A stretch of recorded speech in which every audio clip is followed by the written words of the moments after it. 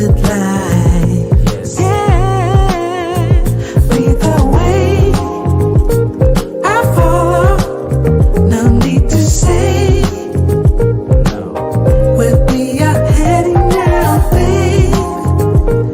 I follow to the edge of it all.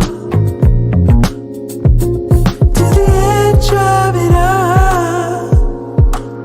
So tell your good night, 'cause I'll find no matter what. Yeah, susceptible now before the moment flies. Ooh, so tell your good night, 'cause I'll find no matter what. Ooh, susceptible now before the moment flies. It's not a problem, No. 'cause I know what I'm getting into. Yes. Yeah, and nothing can stop me, No.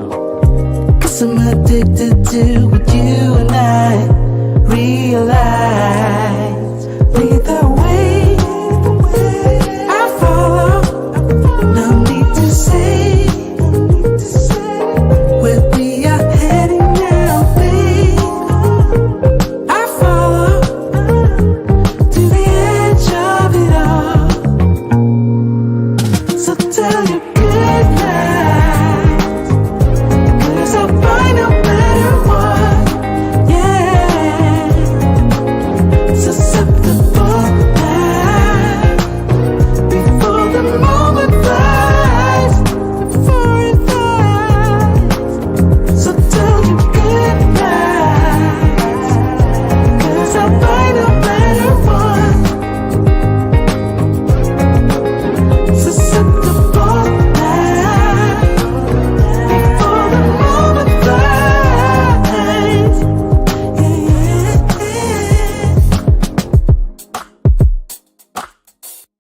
All right, all right. It is Sunday evening. I believe it's Sunday evening. It's Sunday evening here on Andre and Andre's Love Crossing Borders. Appreciate all you ladies and gentlemen being here. We already know, because on this channel, chat lives matters. Appreciate you guys being here. We got a great topic and a great video that we're going to be showing in about 20-25 minutes, right?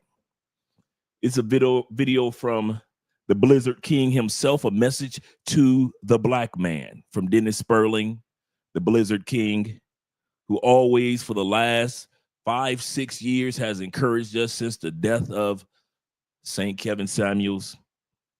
He's always encouraged us, men of color as well as others, to be the best men that we can be. That's what we try to be, or try to do on this channel, be an example of and try to show you that you are the best. Everything that you've touched has been the best throughout human history. If a brother touch it, it's going to turn out to be the best. Not all brothers and sisters have showcased that, but in the grand scheme of things, we as people of colors, when I say colors, I say that with an S, meaning many of our Latin people, our Afro-Colombians, our Haitian brothers and sisters, Dominican brothers and sisters, the African diaspora as a whole. We've done many great things throughout human history. We're still doing them right now. And Dennis is going to discuss on the video how he's decided to take his channel in a different direction. And it kind of coincides with what we're trying to do on this channel. Shout out to all 29 of you guys here in the building. We'll get a shout outs in a second. It kind of coincides with what we're trying to do on this channel this up and coming year. And one of the things that we're doing in 2025, enough is enough is enough. Shout out to you, Sexy Boo. Andre just walked in. Enough is enough of us doing videos on the negativity of what the sisterhood is doing. There's enough people that's got and making money off of those type of contents. You got mediocre tutorial review. You got what's the brother?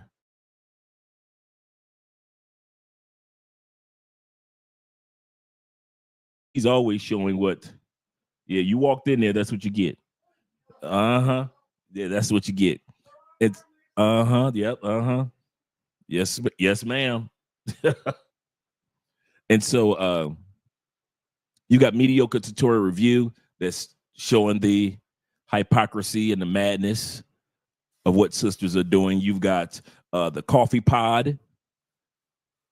You've got More to Life, that YouTube channel. You've got enough YouTube channels out there that's showing you the effery. You got Obsidian on Rumble, Angry Man on Rumble, as well as YouTube. You got enough brothers as well as sisters. Shout out to Danica Marie. Shout out to Crimson Cure. Shout out to Shazar Zay.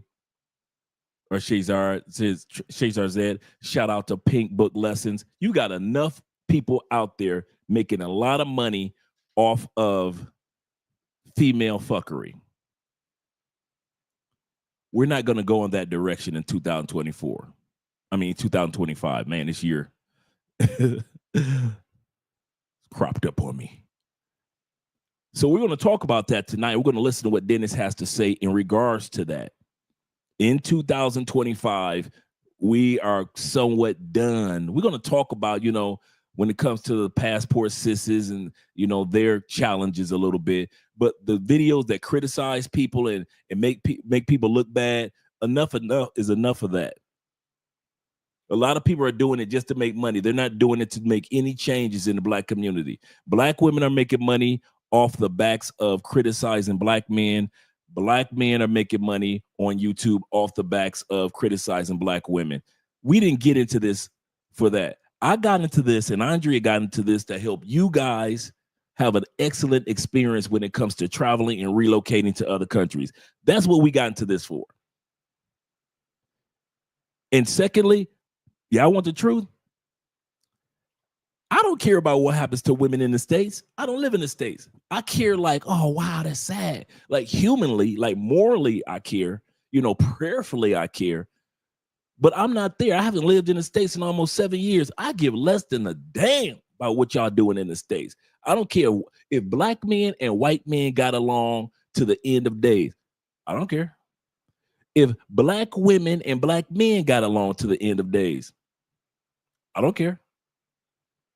If Black men and Black women never got along again to the end of days, I don't care. I don't live in the United States. I don't live in the UK. I don't live in Canada. And many of you guys don't either, or you don't plan on living in these countries much longer. Our days of picket signs and riots are over. We've put in our years of protest already, gentlemen. We've already put it in our year. Now, I'm not saying that everybody should stop fighting for the rights and equality of Black people. I'm not saying that. What I'm saying is many of us, we've already done that, been there, done that. We've done all the volunteer work in the community. We worked at the Boys and Girls Club, Big Brothers, Big Sisters, 100 Black Men, all the volunteer programs you can imagine. And yet the community seems to be going backwards and not forwards. Whereas you could just pull up on TikTok videos, Black people still in the restaurants, Black people still in that jewelry store, Black people still in that Walmart. And it's all over the place.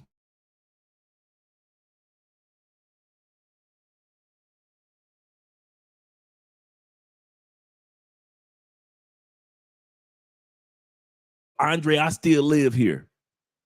Handle your business, brother, while you still live there. I'm talking about those of you who are on monk mode and you're planning on leaving the United States. Don't feel guilty. And I'm going to say this again.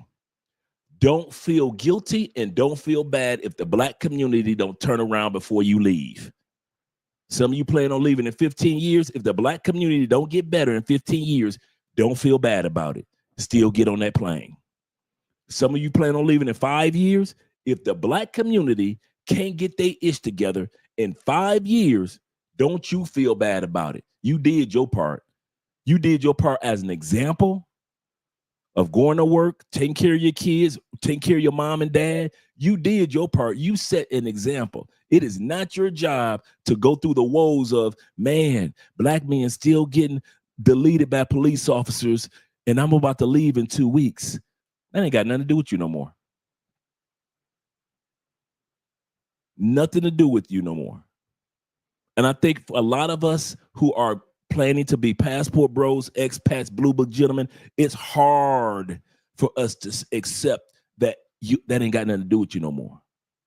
Because you got so many Umars out there trying to make you feel guilty to where y'all want to come to other countries and be with black women that are baby mamas. Because Umar guilt y'all in the United States and believing that y'all should be with baby mamas, even though he got 2 or 3 baby mamas that he ain't never married. But he want to tell you to marry baby mamas, but he didn't even marry his own baby mamas. This is what Dennis is going to be talking about today, guys. He's going to be talking about that, guys. Black men, you are free to be who you want to be. You are free, finally, after 40 years of hearing what black men and women had to say about black men on Oprah, Sally Jesse Raphael, Montel Williams, Maury, Jerry Springer, on all those talk shows, Phil Donahue. You had to listen to that crap for almost 40 and 50 years of everybody tearing you down. Social media came along to the rescue and allowed black men to have a microphone and a platform to share their grievances and give a little bit clarity to the truth. And we have been using stats. We don't attack women. We don't attack white men. We use the stats. Statistics show this when it comes to black men. Statistics shows that when it comes to black women. We use stats and facts, no personal attacks.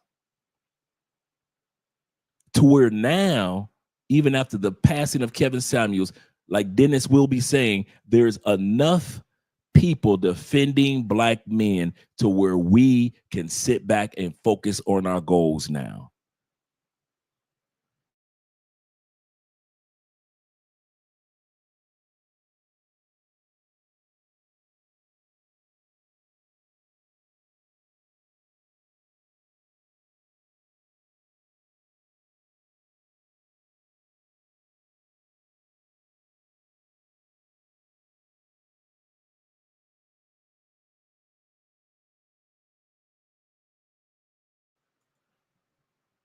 Okay.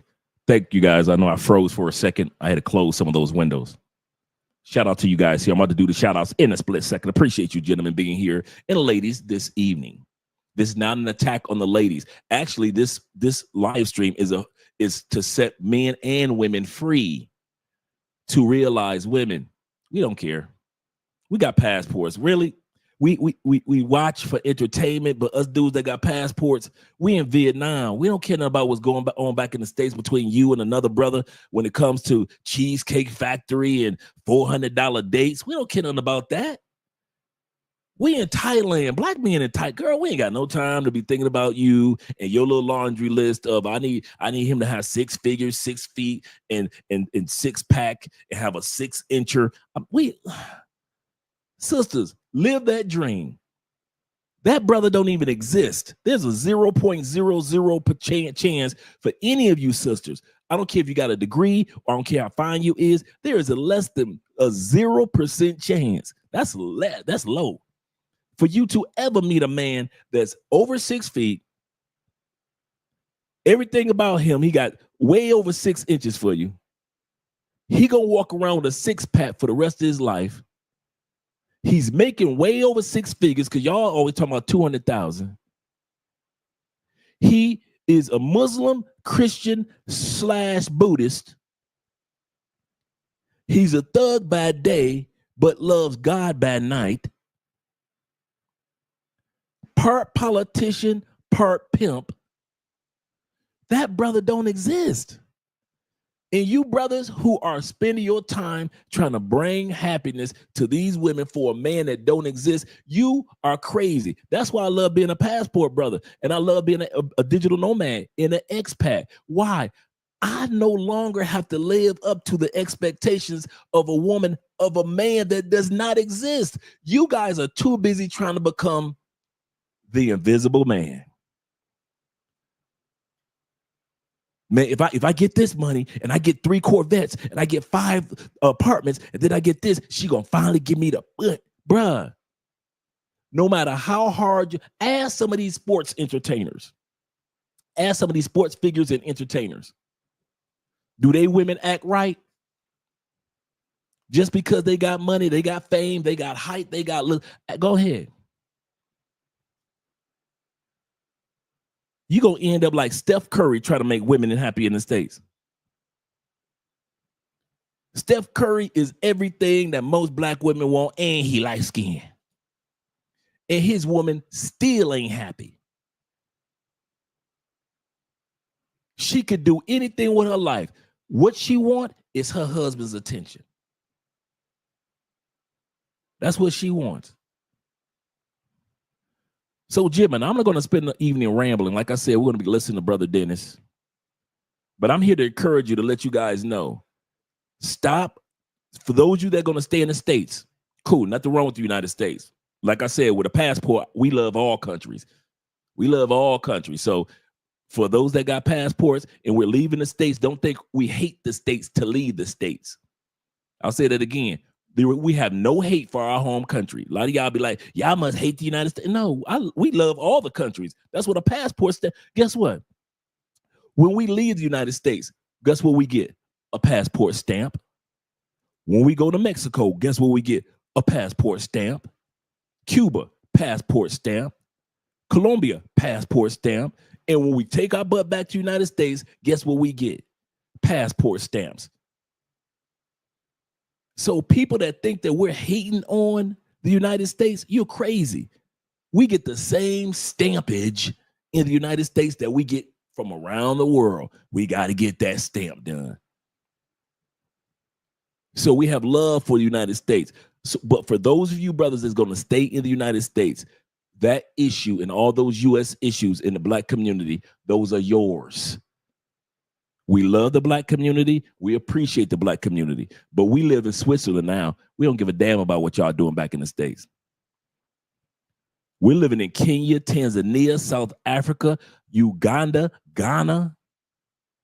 We could care less. We're in Ethiopia, Morocco, Cameroon. We're living in Turkey now, black men and black women. We're all in Peru. We all got our ass in Brazil somewhere. We all in the Caribbeans. All the issues, and I'm setting you guys free. Black men, I'm setting you free tonight. You don't, if you're leaving, you don't owe the black community nothing. You don't owe no speech. You don't owe no protest. You don't need to be walking around with no picket signs. You don't owe no picket signs. You give into community before you leave. Yes. Volunteer. Yes.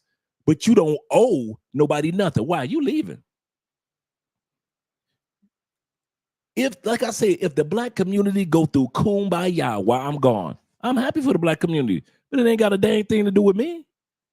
Nothing. It ain't got nothing to do with you. All you brothers, the reason why I'm saying this, I mean to set you up free right here. Let's say tomorrow, God forbid, another brother get deleted by a police officer. That ain't none of your damn business no more. That hurt your heart when I just said that, didn't it? What? But every black, that ain't got nothing to do with you no more. You leaving? They ain't got nothing to do with you. Let the brothers and sisters that are going to be staying in the United States handle United States business. Us who aren't there, we're spectators now. Oh, it's hard for you to realize that. You live in Egypt, black man. What you going to do for the black community in the States while you living in Egypt? Nothing. You do the same thing that I can do. All you dudes that live in Brazil now, what can you do for the black community in the United States while you live in Brazil? Not a dang thing. Maybe send a few dollars and volunteer and keep them in prayer like I do. That's what I mean by setting you free.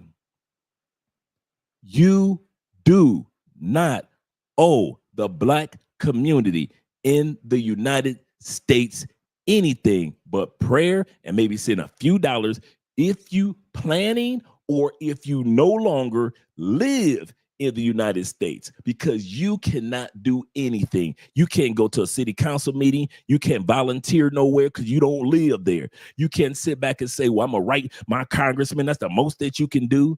But you can't go to a meeting with your congressman. You can't sit back and run for political office because you no longer live there to run for political office. You can't sit back and say, well, I'm going to be the chairman or I'm going to create a nonprofit this, because you don't live there to be a chairman or create a nonprofit organization anymore.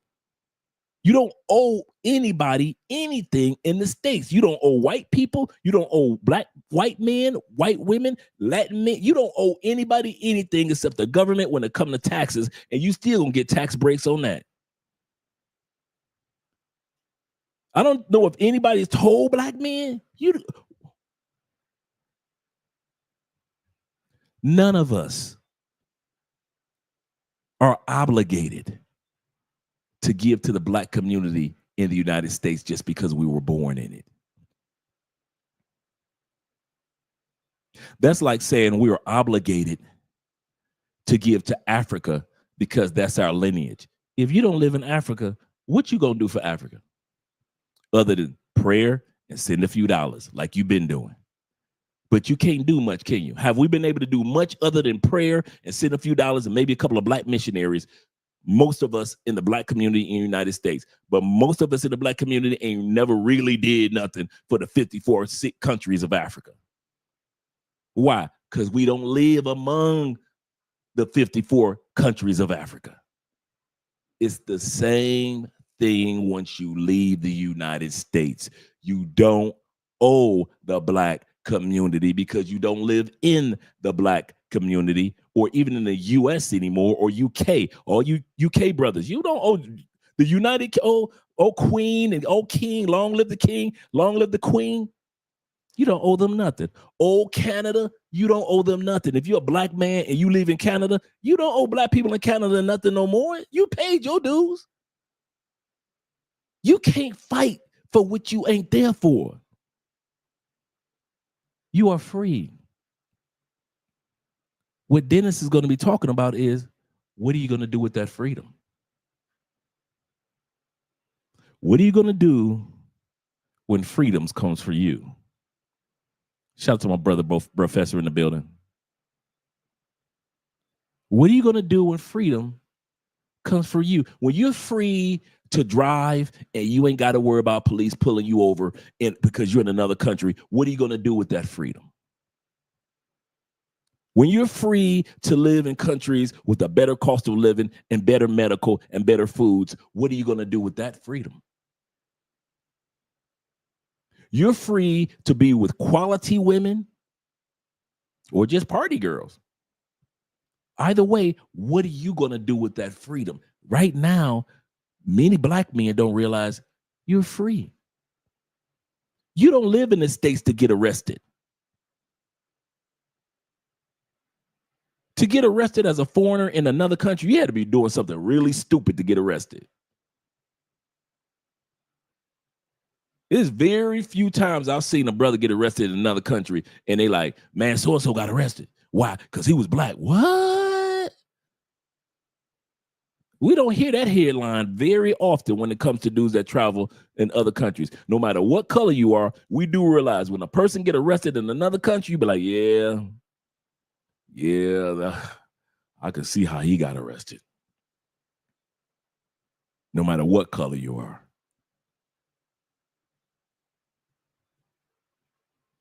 That's the part that I'm talking about. Walk in your freedom. That's what Dennis is going to be talking about. Black men, walk in your freedom. Walk in your freedom now. You're free. Yeah, no matter where you go, somebody going to give you a glance or a look, or is that person looking at me racially, or just because I'm an American? It's going to always be somebody glancing at you. Plus, you tall, dark, and handsome, so they're going to always check you out. But at the end of the day, guys, you're free. Walk in that freedom. Embrace that freedom. Breathe in that freedom. You got a passport. You are free. You're using your passport. You're free. You look at the news and see something traumatic happen in the Black community, it ain't got nothing to do with you. Wow, that's sad. Let me pray for them.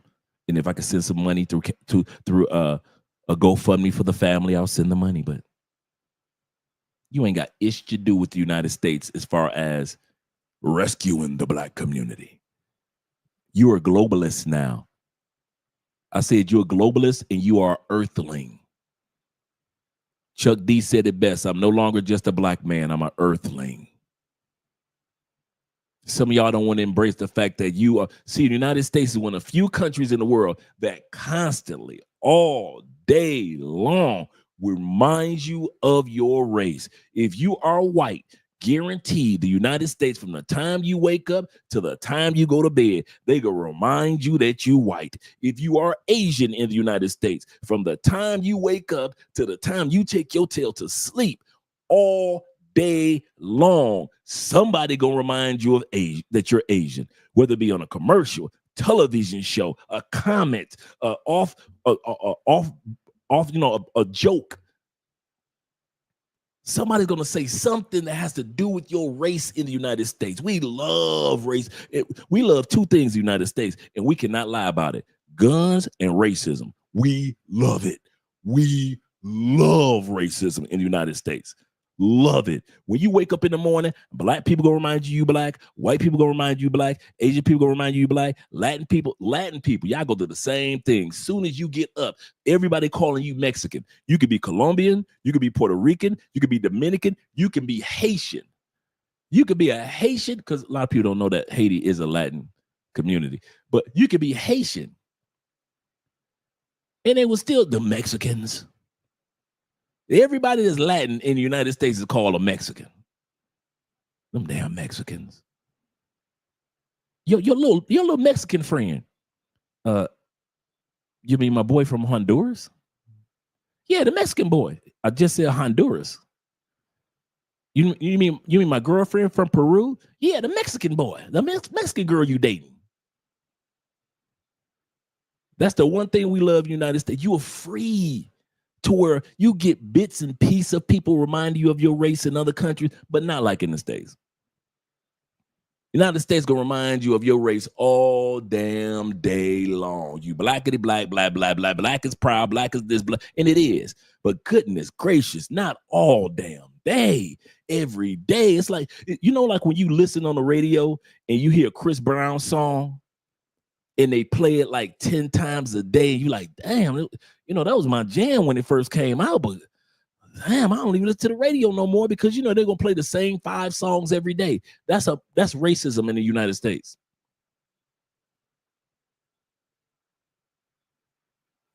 That's racism in the United States.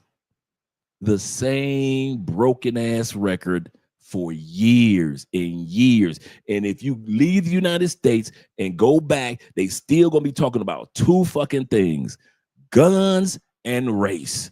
Race and guns. That's all our favorite. Not apple pie, not no damn hot dogs, not sports. All of them are part of our little, that's what we like here and there. No. The things that we wake up to in the United States: protect our gun rights and race, racity race, race. No, man, that feminism is there, but it ain't nowhere on the list of racism. Feminism has just been around for like the last 75 to 100 years, and it has had its crops. Racism in the United States, 400 years, from the time period that the Pilgrims took their ass out there, got off them boats, went in cahoots, robbed the Native Americans, brought all type of diseases and plagues to the Native Americans, stole their land. But racism in the United States has been the pillar. Our flag should have had some type of racial thing go with it. I swear, don't tread on my race. My point in saying that, it takes some of us a couple of years when we go to other countries to realize everybody don't give a damn about your race. You're going to find a few people that, you know what? I'm going to tell y'all something. You're going to find more people that give a damn about your race in other countries because they saw it on TV and they saw it in the movie. So they thought that saying something racial to you was the thing because a hip hop artist kept saying nigga, nigga, nigga. So you thought, so when they get to meet you in their country, they say nigga and they think that it's cool because the rappers say it's cool. And you looking at them like, why you using the N-word? You must be a racist. No, they've been hearing us with our hip hop music and our R&B for the last 30 years. And so they thought, I thought that's how they communicate. Some people in other countries only try to relate to us by race because that's all we talk about in the United States. Number one, racism and guns are like peanut butter and jelly in the United States. Take away guns for one day and take away racism for one day. United States citizens be sitting around like this. Damn near not knowing what to talk about. You mean I can't talk about race for 24 hours? You mean I can't talk about guns for 24 hours? U.S. citizens will get lockjaw because we can't talk about racism.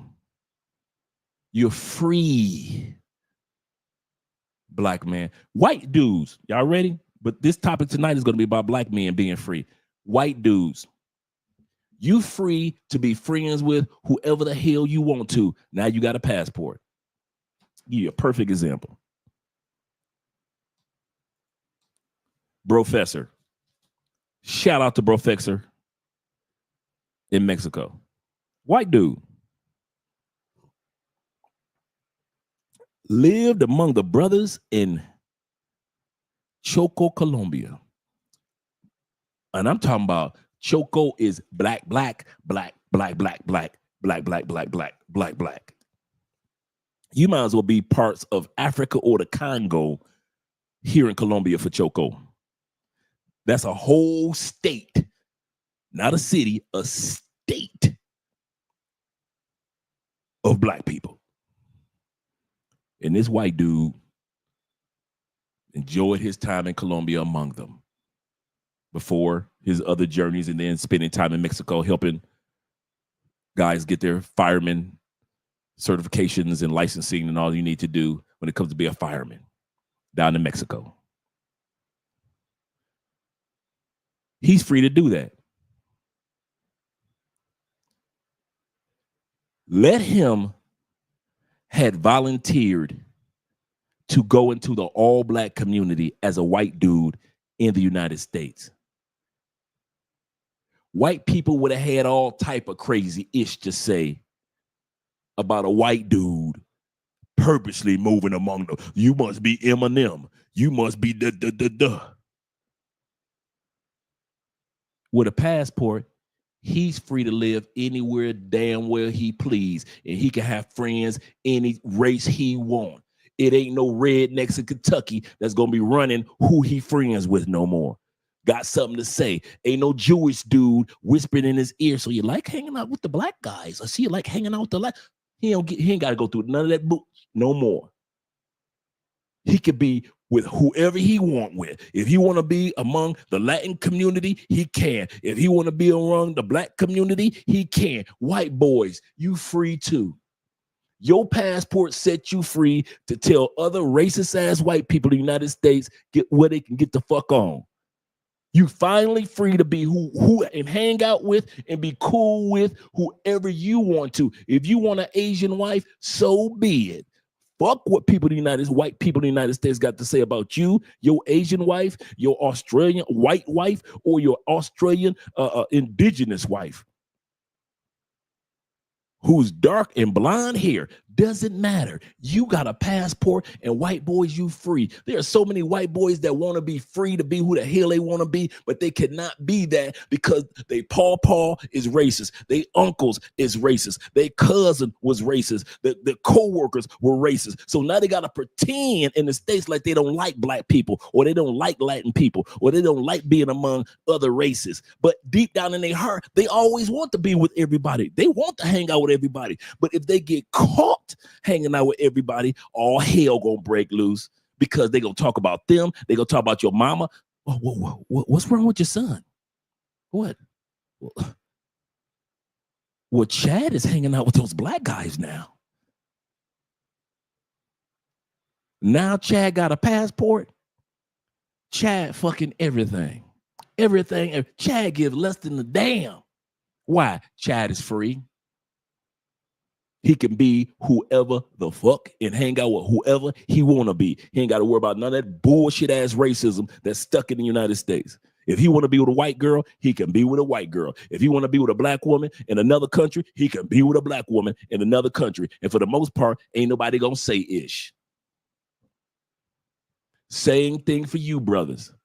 If you want to take your tail to bring you brothers in the States, what some of our mothers told us. I don't care who you bring in this house, but you better not bring no white girl in this house. You get your white girlfriend in the United States. Some of our mothers used to be like, girl, if you don't get that damn white girl out this house, why do you think why are you bringing a white girl in this house? You got a passport now. Brothers, you are free. You can go to Poland, Germany, Sweden, Switzerland, Austria, Australia, New Zealand. You can be with all the white women you want. If you want to be with sisters, there are sisters in the Netherlands. There are sisters that live in Poland. There are sisters that are a slew of sisters in Spain. There are plenty of sisters that are living of African descent in Portugal. Or if you want to move to Europe, move to UK, you can enjoy all the sisters you want to. You got a passport. You got a choice. You ain't got to listen to what mama got to say about who you date. Uncles got to say about who you date. The Negroes who only date black girls that live that in the barbershop. You ain't got to worry about what them niggas got to say about you in the barbershop. You ain't got to worry about none of that no more. You got a passport. You can date whoever the hell you want to date. You are free. That's why you no longer need to waste your time with the racial issues in the United States. Because you know why? Black people like racial issues and white people like racial issues. Latin people like racial issues as well as Asian people like racial issues. In the United States, everybody want to bitch as if they want to change it. They don't want to change it. They do not want to change it. It's too much money that's made in racism. Oh, book sales, courses, Black Lives Matter made millions off of racism. Them sisters got paid. I said Black Lives Matter got paid off of racism. Some of them brothers became college professors. Dr. Cornel West, even though he's excellent when it comes to education and enlightenment, but let's be real, Dr. Cornel West got his fame off of talk about racial issues. Umar Johnson wouldn't be known for ish if it wasn't for racial issues. It's too much money being made. Candace Owens, all these people making money off of racism. It's too much money. Racism ain't going nowhere in the United States, so why the hell you wasting your time trying to kumbaya everybody? I'm serious. It ain't going nowhere. United States love racism too much. Like I said, you go to other countries and it's bits and pieces here and there. But for us Americans, and we got passports, we really don't get impacted that much. We might, like every once or twice, every 4 years, somebody will say something racist to us. But other than that, you can go to most countries in the world, ain't nobody gonna be bothering you. You're gonna get a bunch of stares because you look different. But other than that, ain't nobody give a damn. Bruh, I'm giving y'all the hookup. You are free. And for all you guys that are waiting to be free, you got your passports, but you can't travel for another year. You're getting your money right. You're stacking your paper. You're putting yourself. I promise you, once you start traveling, you're going to see how racially free you actually are. And ain't nobody waking you up in the morning to remind you that you are black. I get woke up in the morning and everybody reminds me that's the American.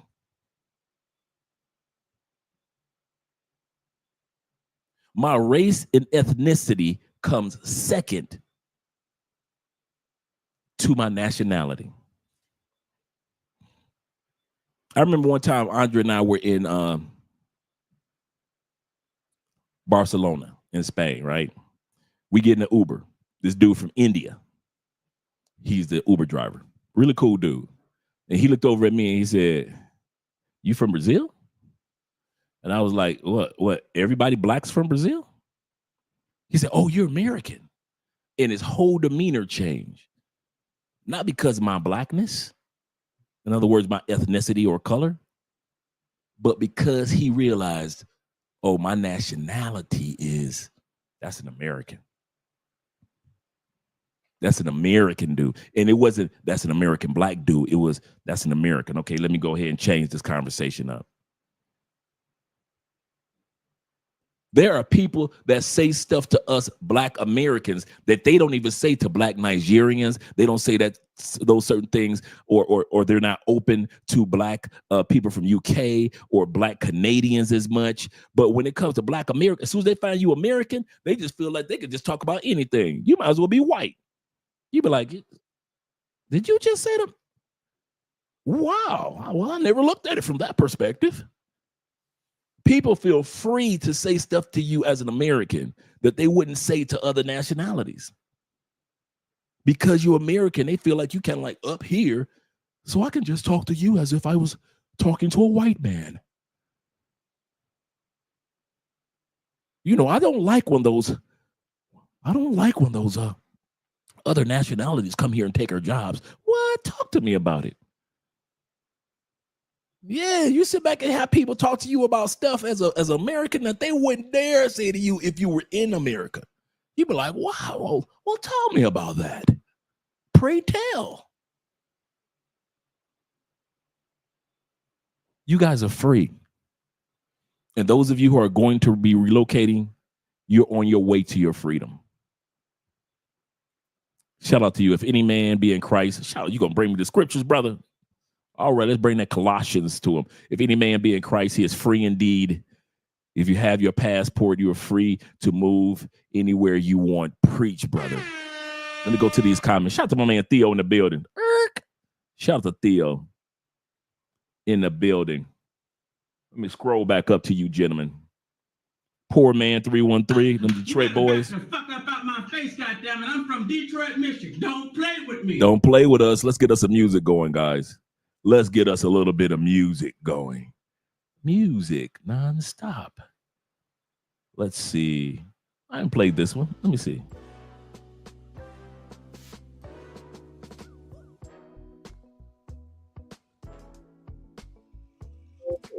I haven't played.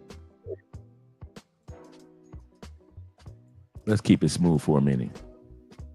Let me scroll back up to you, gentlemen. LJ, the Southern Vegan, is in the house. Shout out to you, brother, as well as my man, the Growth Talk, and Kofa is in the building, and my man Don, aka the Don JP. Good evening to you guys. Peace to you as well, brother. And we got my boy, partner right there, Jay Fleming. Appreciate you, brother, for always keeping me motivated when it comes to exercising and good health. Shout out to you, brother. I see your videos and I'd be like, all right, come on, Andre, get your butt in the gym. You got too many shirts that don't fit. I was so proud of this shirt today. Let me change one of these cameras. My bad. Let me change one of these cameras. Let me take this one off screen.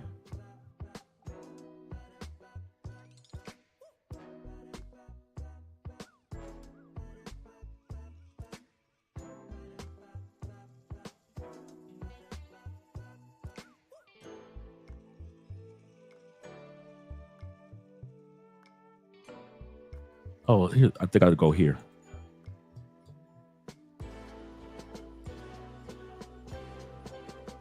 No, I don't go here.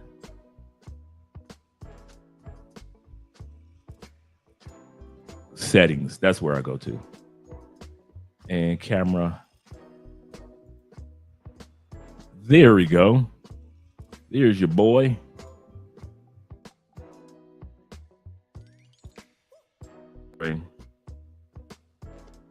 There you go. Okay, cool. Okay. There was a time I couldn't even fit this particular shirt I got on. Now it's all comfortable and fitting just well. Shout out to Jay Fleming for being a motivator for all of us, brother. Appreciate you, bro. Jay Anderson, the great of the Anderson family. Appreciate you, brother. Salute to you, kind sir. Salute to you as well. One of my favorite YouTubers, Andre and Andrea of Love Crossing Borders. For-profit store is in the building, as well as my man Ransom. Appreciate you. Buenas tardes. Good afternoon. Buenas noches. Good evening, mi amigos. Good evening. Larry Perry's in the building. He said, respect your new direction. It's all about uplifting. Yes, it is. There's so much that we can share with each other as men on a positive side. All that negativity, let other people do it. Let's let other people do it in 2025. I know you guys are gonna say, Andre, well, what about what's your point in regards to, Joy Taylor of ESPN sleeping with all those men? That ain't got nothing to do with us. Let's try to keep it on a positive light this year. Shout out to you. He said the battle is over and the Black Manosphere has won. Yes, it has. That's one thing I can say. We are the champions, my friends. The cycle is vicious. Yes, it is. Shout out to Bobby Coltrane in the building. He said, where's my school, Umar? Umar using that school money to pay child support. Shout out to my girl being in the building, Jay. Shout out to Jay being here.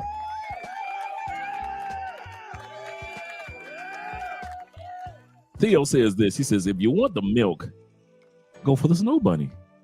Use your passport. If the community burns like L.A., in the words of Chuck D and Ice Cube, burn Hollywood, burn. Remember that song on the album Fear of a Black Planet with Public Enemy? Chuck D and Ice Cube predicted this all the way back then and wrote a song called Burn Hollywood Burn. I feel a riot going on. First you're here, then you're gone. If the community burns like LA, that's none of your business. It's not. He said Colombia, Brazil, Japan, Kenya, Thailand, and the snow buddies be waiting for you. He's right. It's not your responsibility, guys, anymore. I know it, and I know it's hard because we were raised in chaos. All we know is community chaos. All we're trying to rescue ourselves from and rescue others around us from community chaos. But at the end of the day, it's not going to change. It won't change. It'll change like over time, like over 50, 60 years when we're long gone and we're ashes to ashes, dust to dust, and we've all gone to glory. Those changes will take place then and like in the next generation of kids, but the next two generations. But in our generation, no. Keisha got him. Shout out to you. Let me scroll down a little bit further for all you guys that are here. We got 70 people in the building. Click that like button. Gentlemen, such as my man, Track and Fields, 1906, the Jesse Owens era. Let me find out your name is Jesse.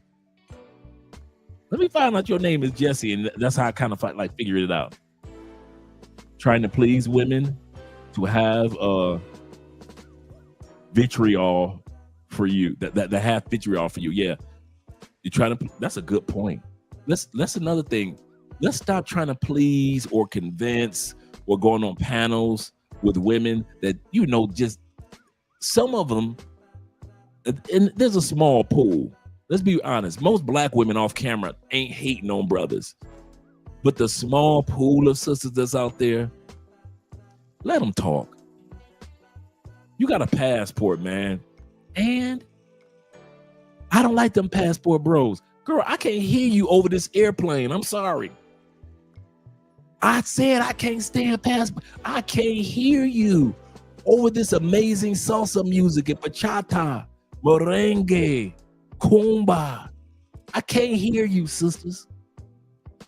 I can't hear you over people celebrating other family members coming off the airport. I can't hear you when I'm getting off the plane in Egypt. Sorry, sisters. I can't hear you. I can't hear you when I'm in the hills of the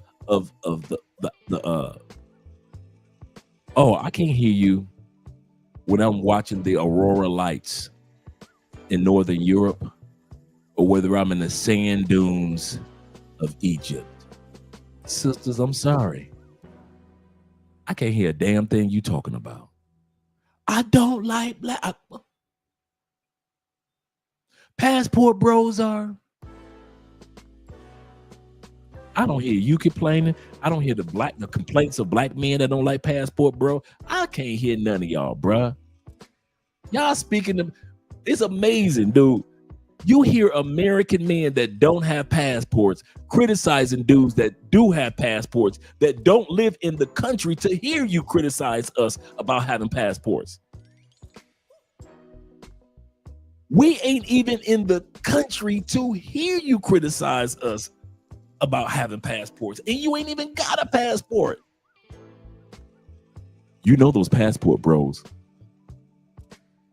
If you told most people that got something to say about passport bros, show me your passport. Bruh, you know how many people be shutting up? If you just told everybody that got something to say about the passport bro movement, or the digital nomad movement, or the passport sisters movement, or the expat movement, show me your passport. Man, there'd be so many people shedding the fuck. Man, that's why I don't be worried about them people. Them people ain't even got a passport. They can't even make it to the Caribbean islands with a driver's license. They could barely get on a cruise. And they want to tell us about what we're doing. Shout out to Theo. He said, we're leaving now. He said, where you want to go?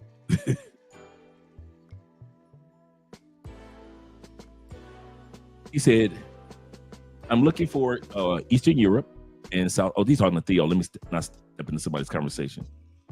He said, track exactly.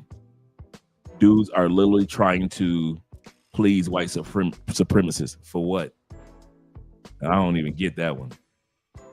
Give us free. Yes, sir. Give us free. Save yourself, SYSBM. Save yourself, black man. Save yourself, white man. Latin man, save yourself, bruh. Save yourself, man. Ain't nothing gonna change. Ain't nothing gonna change. Two things will never leave the United States. Promise you this. Watch. You ready? To the end of days, racism and guns will never leave the United States.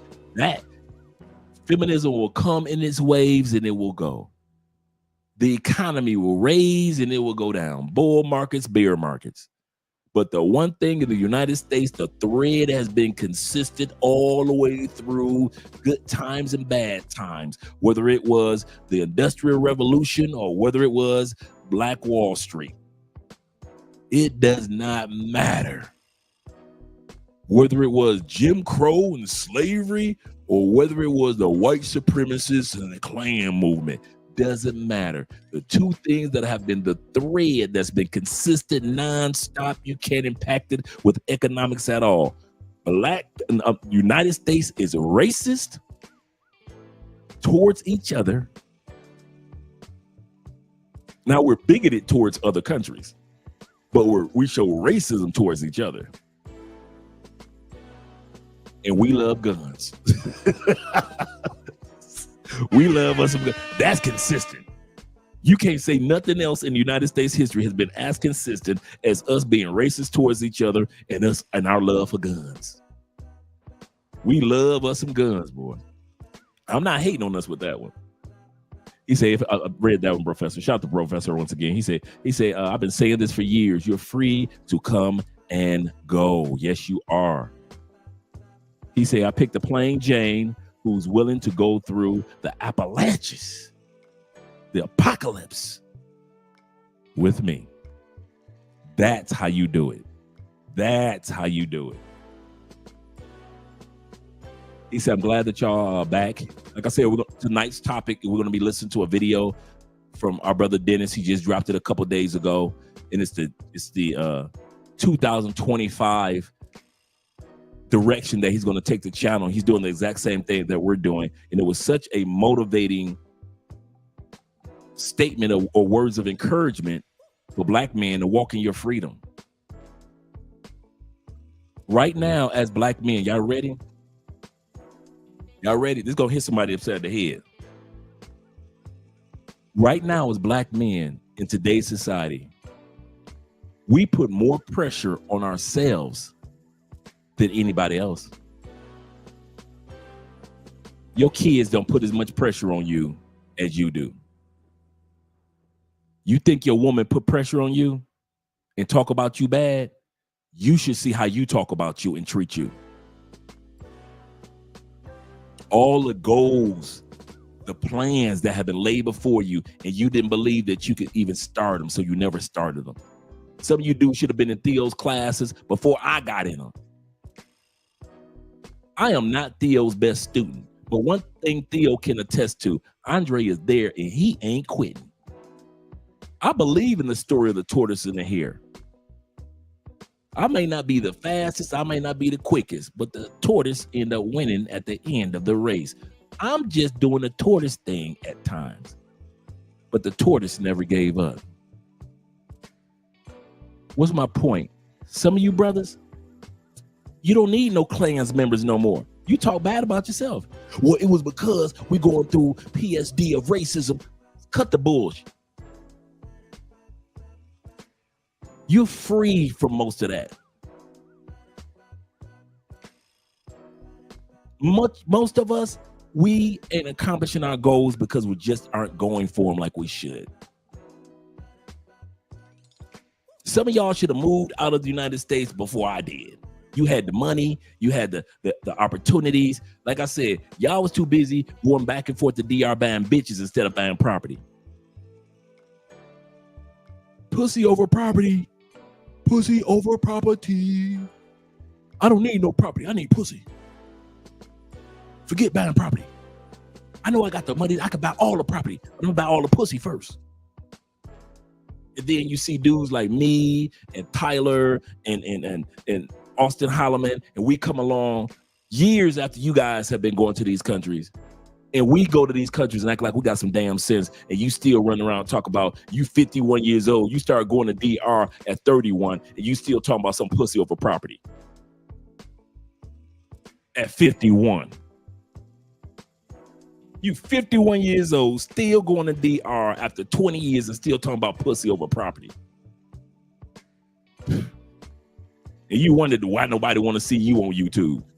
Anybody gonna watch your damn channel? You still talking about the same old lame shit from before.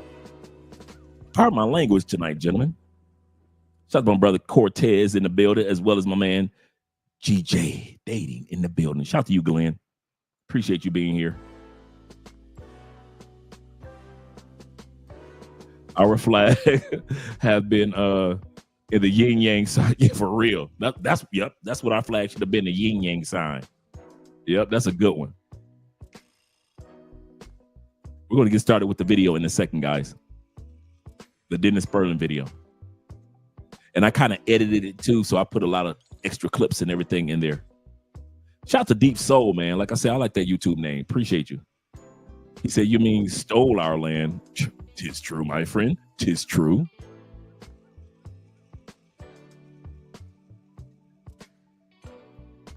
Shout out to my man Kenny, always in the building, always showing some love.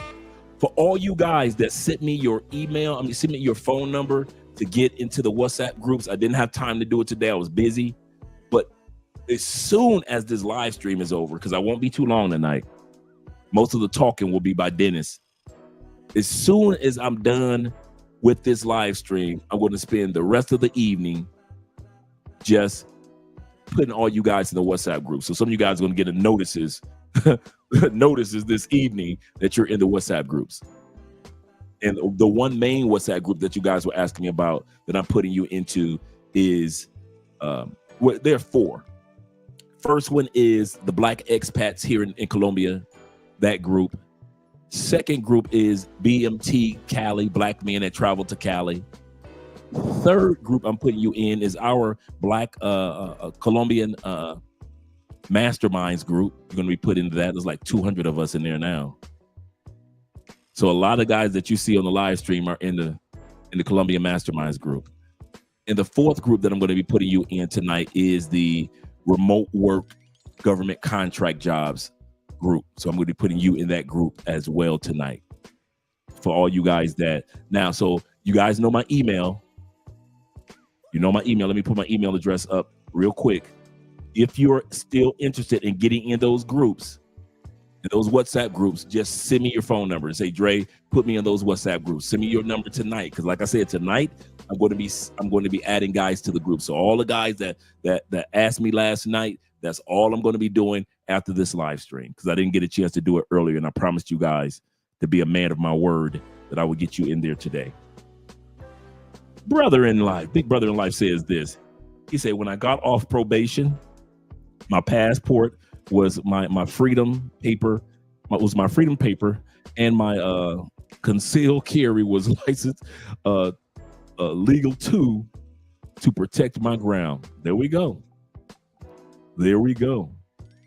My passport is my reparation. You better tell somebody.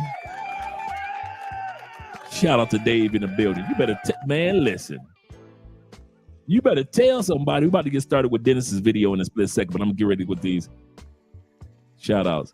He said Cornel West's wife is Arabic too. Oh, I didn't know that. I didn't know that. Shout out to Cornel, not to Cornel West. Don't get me wrong. I'm a Cornel West fan. Don't get me wrong. But yeah, shout out to you guys. He said, I cried every man. Listen, my first couple trips back to the States, I was like Simply Red, holding back the tears. I'll keep holding on. Man, I was holding back them tears. Man, like I told you, Andrea started crying. Her grandmama right there, she started crying. Mom started crying. Dad started trying to, you know, Colombian men cry too. So dad trying to hold back the tears because the ladies crying. Here I go. I hold my tears back, at least getting on the plane. Now I'm crying on the plane. You know, the black man cry always got to be a deep breath.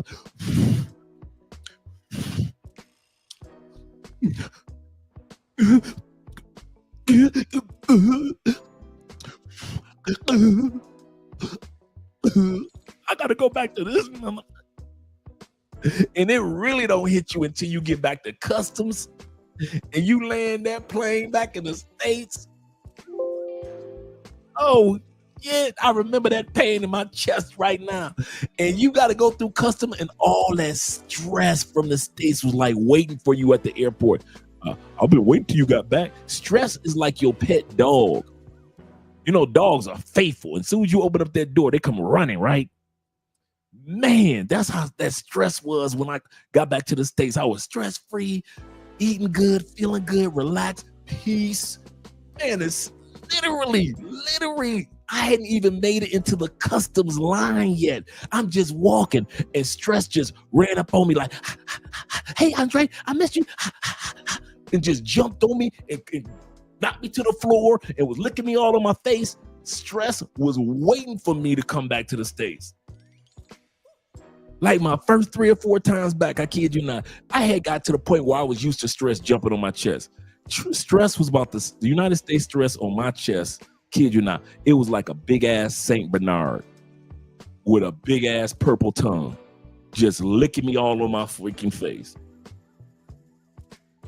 I'm already sad from crying getting on the plane, and then when I get off the plane, this big ass Saint Bernard known as stress run up on my chest and land on my chest and just start licking me on my face. I'm so glad you back, Andre. Feed me. Anything that you need to be stressed out about, I'm here for you. You need something else to be stressed out about? I got you, Andre. I got you. I'll make sure you always stressed. I'll make sure you always stressed. I hadn't even made it to the line in customs. I'll never forget that feeling, man. I'll never forget that. It was like it just clawed on me like a ghost or something, like a freaking ghost in Stranger Things or something type of shit. It was just like from out of nowhere. Nowhere. I don't know if put a 1 in the comment section if you experienced it like I did. When you got back to the States, that stress was waiting for your ass. put a 1. I'll get to the ones, man. Put a 1 in the comment section if that stress was waiting for you when you got home to the States. I don't care if you were gone 3 days or 3 years. I'm scrolling down. Forgive me, all the guys thank you, DJ. Thank you. Shout out to my man, Mr. O Just Living. Make sure you subscribe to his YouTube channel. Mr. O, do me a favor. Drop the link to your channel. Kyle, thank you very much. I know I wasn't the only one. That stress waiting for my ass, man. That stress was like a pet, a dog. I didn't realize that. Let's put it like this.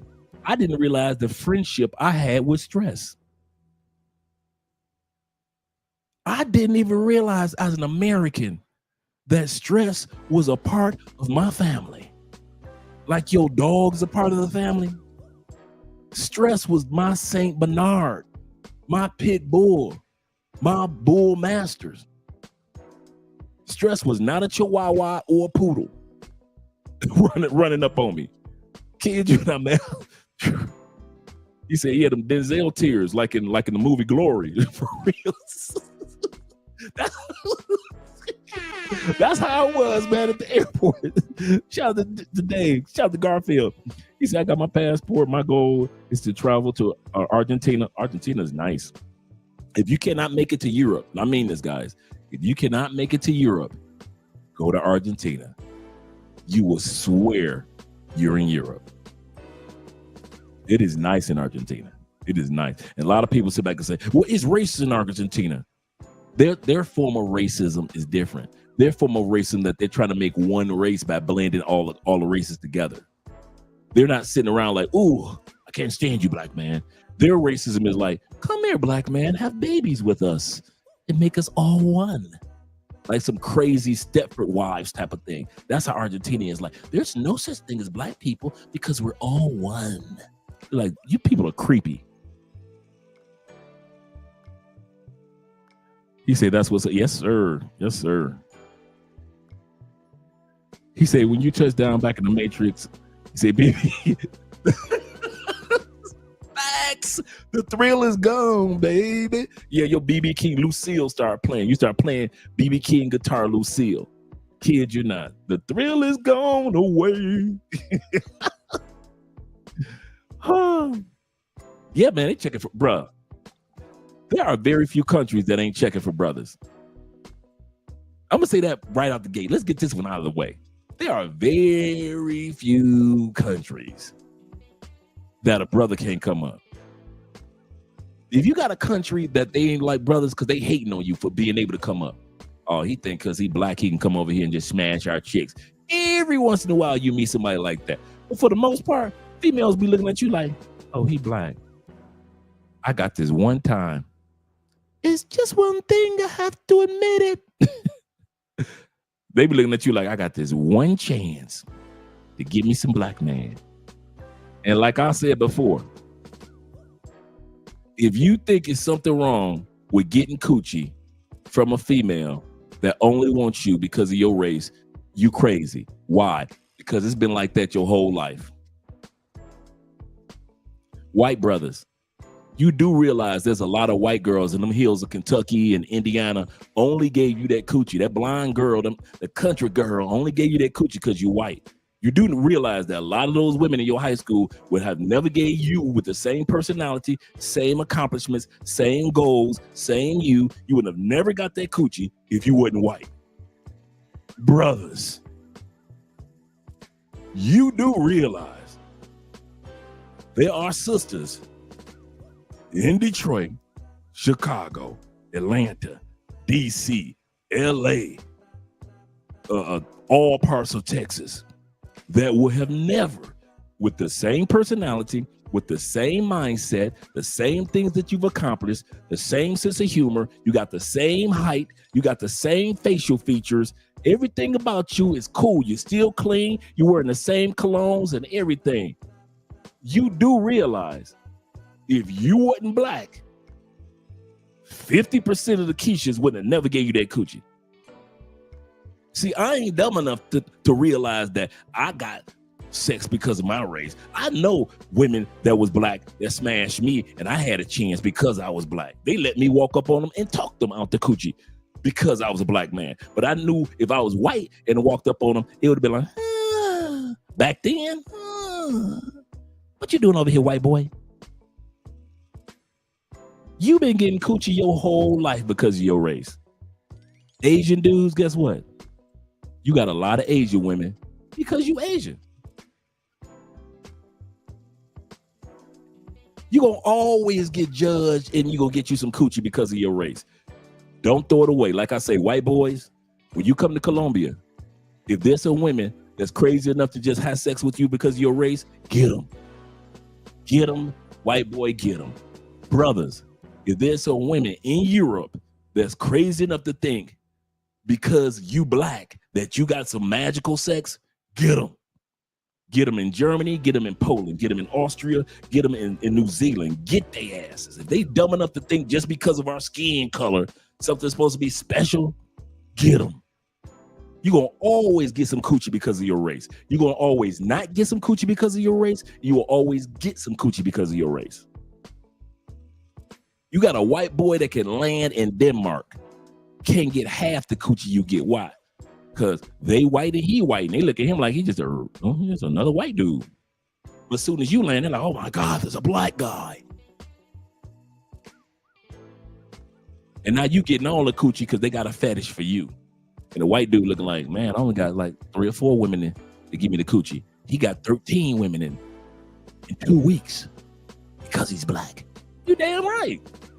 Use it. Don't be feeling bad because females want to give you the coochie because of fetish. You bet she's only with you because of fetish. You damn right. Fetish on, ladies. Fetish on. Please. Y'all crazy, man. Y'all want to sit up here and feel bad because some females say she want to give you the coochie because of race. I can't believe she wants to give me the coochie because I'm black. Let me call Umar. This is a travesty. Man, no, don't be feeling bad. You better hit that coochie. I don't care if an Aborigine say, listen, the only reason I'm giving you this coochie because you're black American. Oh, okay. Okay. I don't care if another sister from Haiti or a sister from South America is giving me that coochie because I'm a black man from America. You think you gonna turn that coochie down? Get that coochie, bro. Get that coochie. Okay. Y'all ready? Here we go. Before I go and show you the Dennis Spurling video. You do know one of the reasons my wife is with me because I'm a black man. And she only likes black men. Yeah, she with me one, not all, one of the reasons Andrea said I do, because I'm a brother and she likes brothers. If I was a white dude, it might be an uphill climb to get with Andrea. If I was a Latin dude, it might be an uphill climb to get with Andrea. Some of you guys have your wife because she only likes brothers. She's an Asian guy in the Philippines, Asian woman in the Philippines, and she only likes black guys. She's an Asian, she's a woman in Ireland. She was raised in an all-white Irish family. There's only a few black people in Ireland, and she only likes brothers. Some of us have met our significant others because she liked our race over her own race. It's not about hatred, but she has a preference. So be it. I got my wife partly because what gave me a chance to converse with her was my skin. That opened up the door. And now I had to use my personality and charm to prove that I was the right guy. So it is with certain sisters. Certain sisters, I ain't mad at sisters that be like, oh, I don't date black men. Okay, cool. I only date white men. Okay, cool. I don't trip on that because there's people that only date black men. I don't be tripping on sisters. Shoot, as much as I like mixed women, mix them up. I used to love me some mixed women. So yeah, mix them up. Let's go to the video. Let's go to the video. You guys have heard me rumble enough or ramble enough. Let's listen to Brother Dennis. I'm going to turn the music down. Hey, what's up, everybody? It's Uncle D outside. Shout out to everybody in the chat room, and welcome to Dennis Spurling channel. I want to talk to you guys. This is probably going to be my first time really just chopping it up with you all since the new year. Many of you all have recognized that I have been markedly absent from YouTube. And that's because, you know, we are going through a transition. When I first started off on YouTube, really, I think 4 years ago, it was at the pitch of the Red Pill movement. And although I would not consider myself 100% Red Pill content, just like I'm not 100% political, I'm not 100% relationship. You got the family courts where women are initiating 80% of the divorces, 90% of alimony is paid for men to women.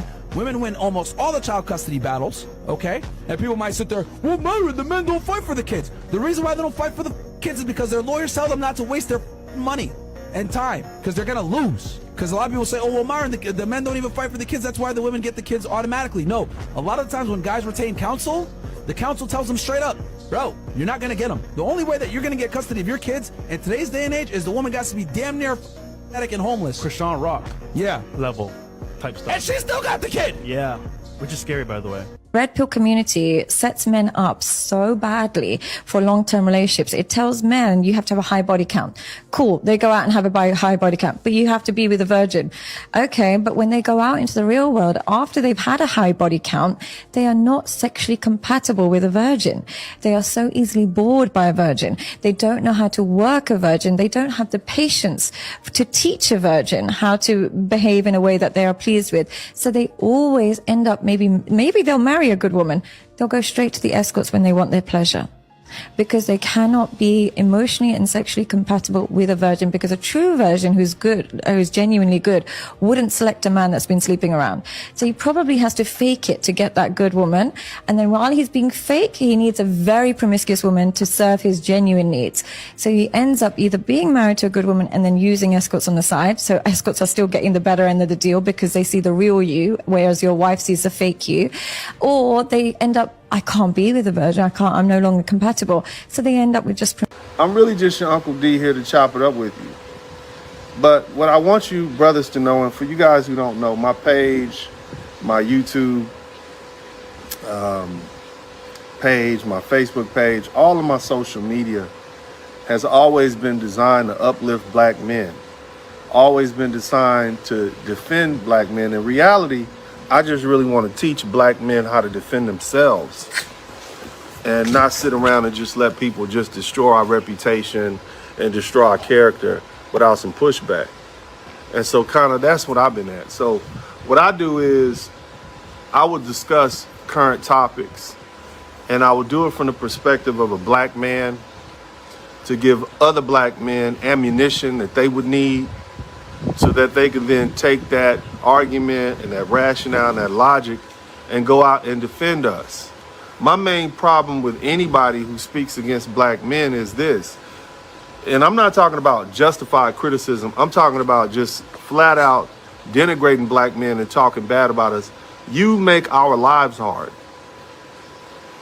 When you castigate black men, when you talk bad about us, when you just make up things and wish death upon the brothers, when you call us bullet bags, when you make people think that we're pathologically evil, bad, violent, then that doesn't just stop with the men that you're talking about. It reverberates through the entire black male population. I'm to a stage now where I'm building with another level of men. I can't build you from Waffle House and take you up to where I'm at. Okay. You got to go through that by yourself. Okay. So 48,000, that's not enough for me. Respectfully. We probably talking about 65, 70. Okay. You're missing 20, 25. Respectfully. Because when you're ready to settle down, I need you to hold everything down. I don't have a car. No, I own my car. I own my house. I still got financial problems. So when you're ready and I feel like I'm pregnant, I'm definitely going to be a house mom for a minute. So you better should be pay able to no hold. bills. You better be able to hold everything. And I still want to live normal life. Normal things, go on trips. I still want to do that. So you got to be able to afford, baby. How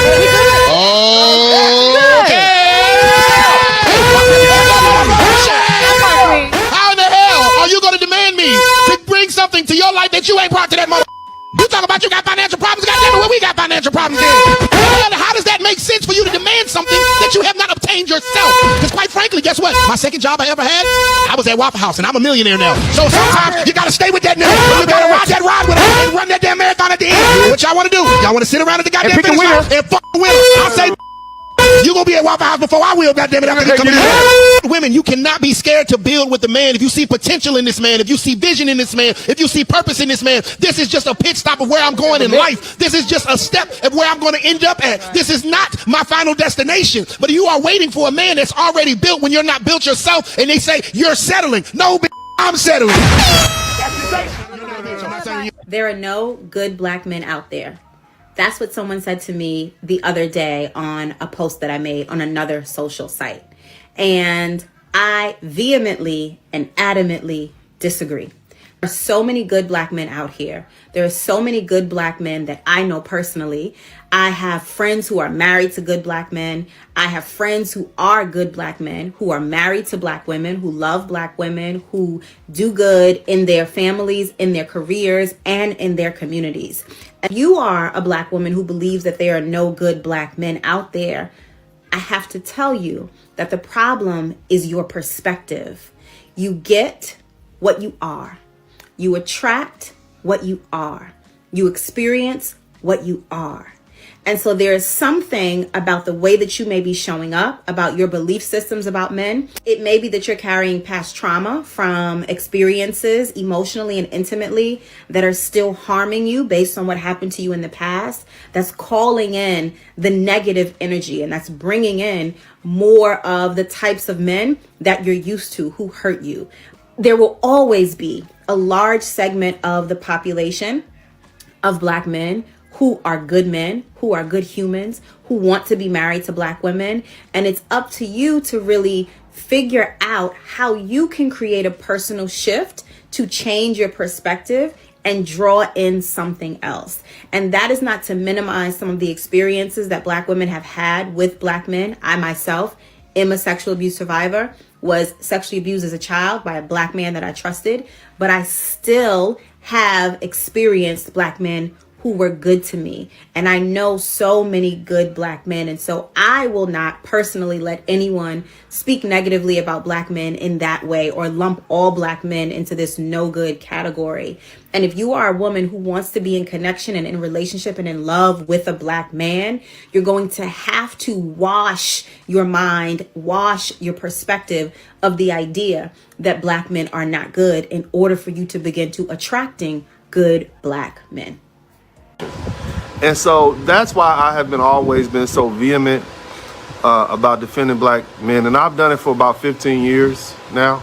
Even back on my Facebook page, I used to do it. I would let brothers, darn near 7 years ago now, I'd let brothers 8 years ago, let brothers jump on the page and, voice their opinion about certain things. And for black men or poor black men, I'm frustrated. We love for you, them. black men.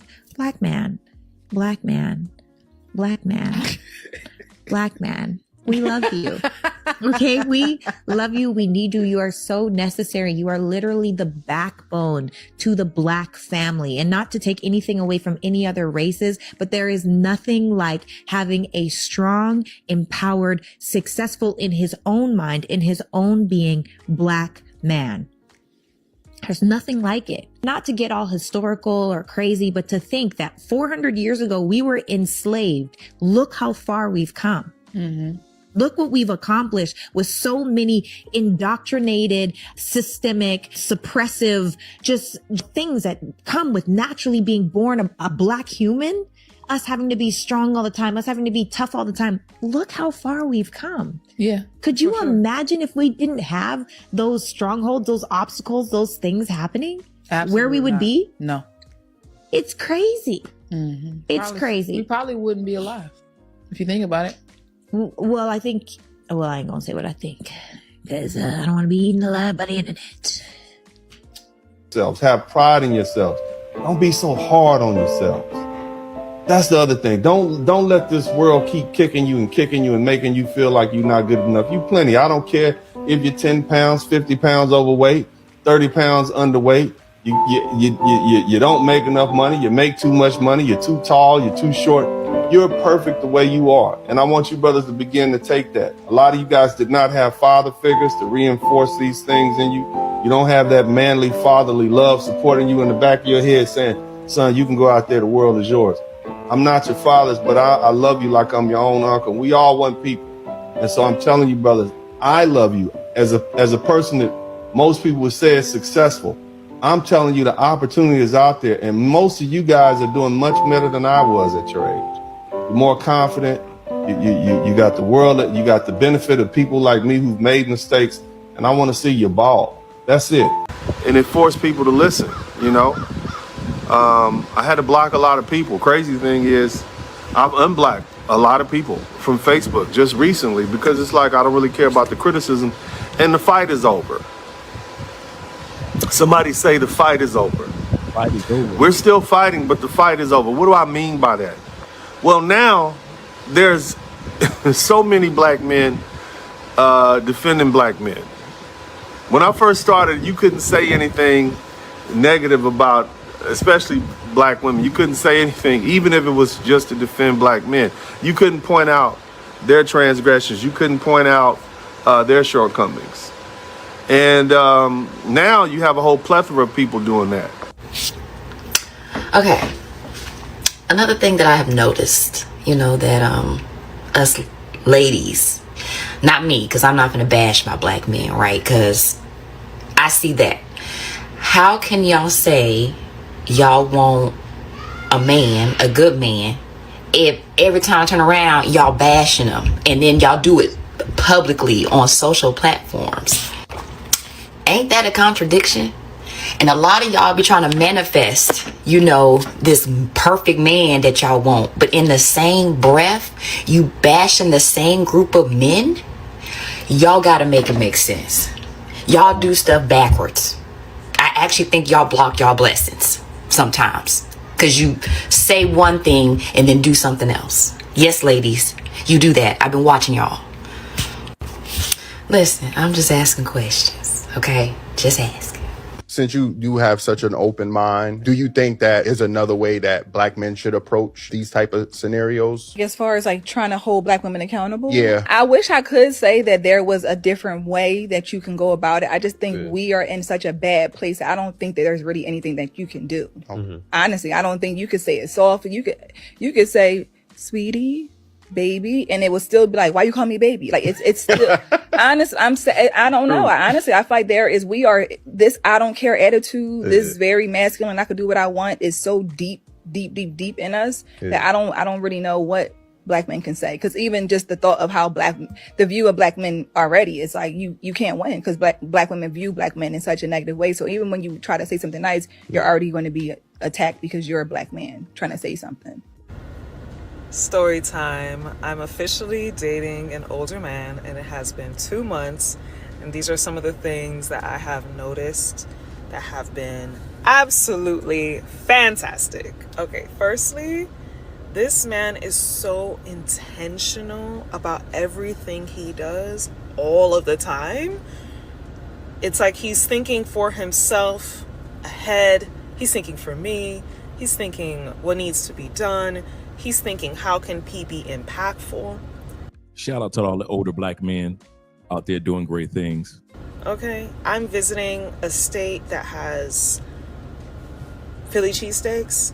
This man took me on a Philly cheesesteak tour from the Philly cheesesteak he believes isn't as great, to the medium Philly cheesesteak, to the best Philly cheesesteak. Literally driving around the entire city all day to get me to try all Philly cheesesteaks so I can say I've experienced a true Philly cheesesteak. Like, the effort it takes to think of that.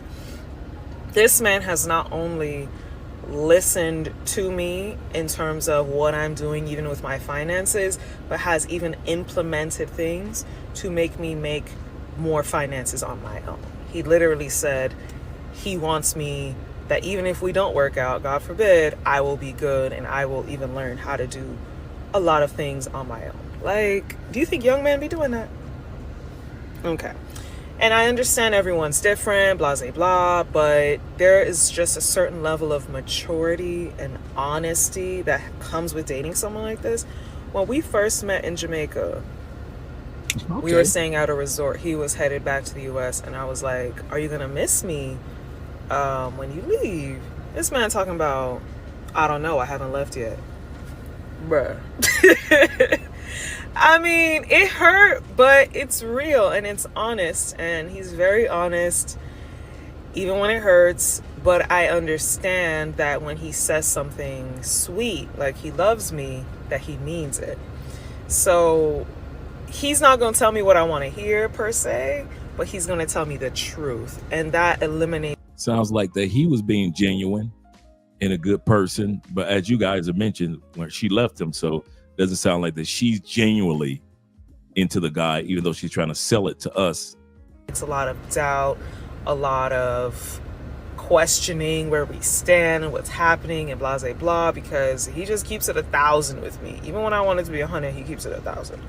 And it's refreshing. I learn a lot. I try new things. He's trying a lot of new things as well. He's very open to trying new things. And this is something that not every man is like, not everyone is like. I'm just blessed, okay? And I actually made him take a personality test when we first started dating because I needed to see what kind of personality he was. I have a psychological background. I got my minor in psychology. So after taking the personality test, I was like, oh, he's very open to new experiences. Like, we gonna be good. Anyway. And I'm not one to pile on. Not that I ever talked specifically about black women. I never did that. I did point out the fact that some of the behavior would lead you to be targeted by the criminal justice system. I said that 5 years ago, and now you see it's happening. And the reason I knew is because I saw the behavior and I saw the trends. And I was able to observe the public discourse, interacting with literally thousands of people every day, and I saw what direction we were headed. And so I was simply able to point that out. But now we're at a transition. There's really no need for me to say anything else. You got so many other content creators, both men and women, black, white, Hispanic, Asian, whatever, doing that job. And so the heat and the focus is no longer on black men. I mean, just look around. You got black men traveling to Germany, being treated like kings. You got black men traveling to South America, Central America, the Caribbean. I'm talking about black American men. You're getting treated well. People are beginning to see our story. Ironically, you know, after Kobe Bryant passed away, after Kevin Samuels passed away, our lovely ladies unfortunately showed their inner self-hate, you know, because they hate the fact when somebody points out their shortcomings and they, even if it's true. See, you fight dirty. And what I'm hearing is you talk to your man like a woman. No. Oh yeah, you do. Because if you talk to him like you should talk to a man, you should know from a safety standpoint that you need to keep your mouth closed. See, when two men are talking, there's a low-level threat of violence. If I'm sitting here talking to a man, I know there are lines. I can't cross certain lines with any man. I don't care how big or small he is. After a certain line, we're going to have to shoot the fair one. But you will go damn well low because you know good and well he ain't going to do nothing. Because if you talk the way if you argued with him, if you argue with a woman the way you argue with him, would you and that woman end up in a conflict? Possibly. There's a lot of Kevin Samuels followers that are upset by everyone's reaction to his death. And to be quite frank, I don't care, and I know lots of other people don't care either. And it's because no one is responsible for Kevin Samuels' legacy besides Kevin Samuels. If you want to be mourned after you pass away, be worthy of being mourned. If you want to be celebrated, be worthy of being celebrated. Kevin Samuels was an openly divisive and provocative figure in popular culture. He chose to be that way. He picked his stance, and that's why he's receiving a divisive reaction to his death. Reasons why women don't like Brother Kevin Samuels. Number one, they lack accountability. They make excuses. When you tell them they're wrong, they try to deflect it right back on you. They always think they're right. They get called out on the nonsense. Turn to your neighbor and tell them, amen. Number two, they see themselves in the women that Brother Kevin is talking to. They want a high-value man, but don't meet the qualifications. A great man once said, a hit dog gon' holler every time. So if it don't apply, then let it fly and scroll on. Number three, he gives women back the same energy they bring on his show. When they get disrespectful, he gives them the same energy right back. Woo! Instead of listening, they come to argue and try to prove them wrong. A 3 trying to be a 7. Amen. And so when Kevin Samuels passed away, they lashed out at him. They were angry with Kobe Bryant, who never said anything disparaging about our sisters, but because he was merely married to Vanessa Bryant, who is a Italian, Hispanic woman, or Latina woman, they lashed out. And so it really showed the world who they were. And then now you have so many black women who are in these seats of power, whether we're talking about mayors or vice presidents of the United States, and some may argue that person is not black. I'm talking about Kamala Harris. You know, the world is seeing black women the same way that black men saw them. So at this point, that's done. And the only reason that's even relevant, because oftentimes black women would blame the ills and the problems in the black community solely on black men. And that's just no longer true. You know, you can't do that anymore now since the world is seeing your behavior. So now black women are now having to come to a reckoning. And you got a lot of black women on YouTube, a lot of black women on social media who are taking that mantle and saying, hey, sister, look in the mirror. And I mean, it's all love. You know, I love black women. I love my people. But I'm going to call a spade a spade. And as long as they're not jumping on black men, I don't have anything to say. But now I got so many other people defending the brothers. You know, life is getting a little better. And again, we're in a transition period. And so now, brothers, I want to talk to you. Now that we're in a transition period, you're not being forced to defend yourself so much. You're not being forced to explain to the world who you are and why the community that you come from is the way it is. People can see for themselves at this point. So the question is, fellas, what do you do in this transition period? Do you sit back and just soak up the I told you so's and feed your ego and say, I knew I was right, I told you it wasn't all us?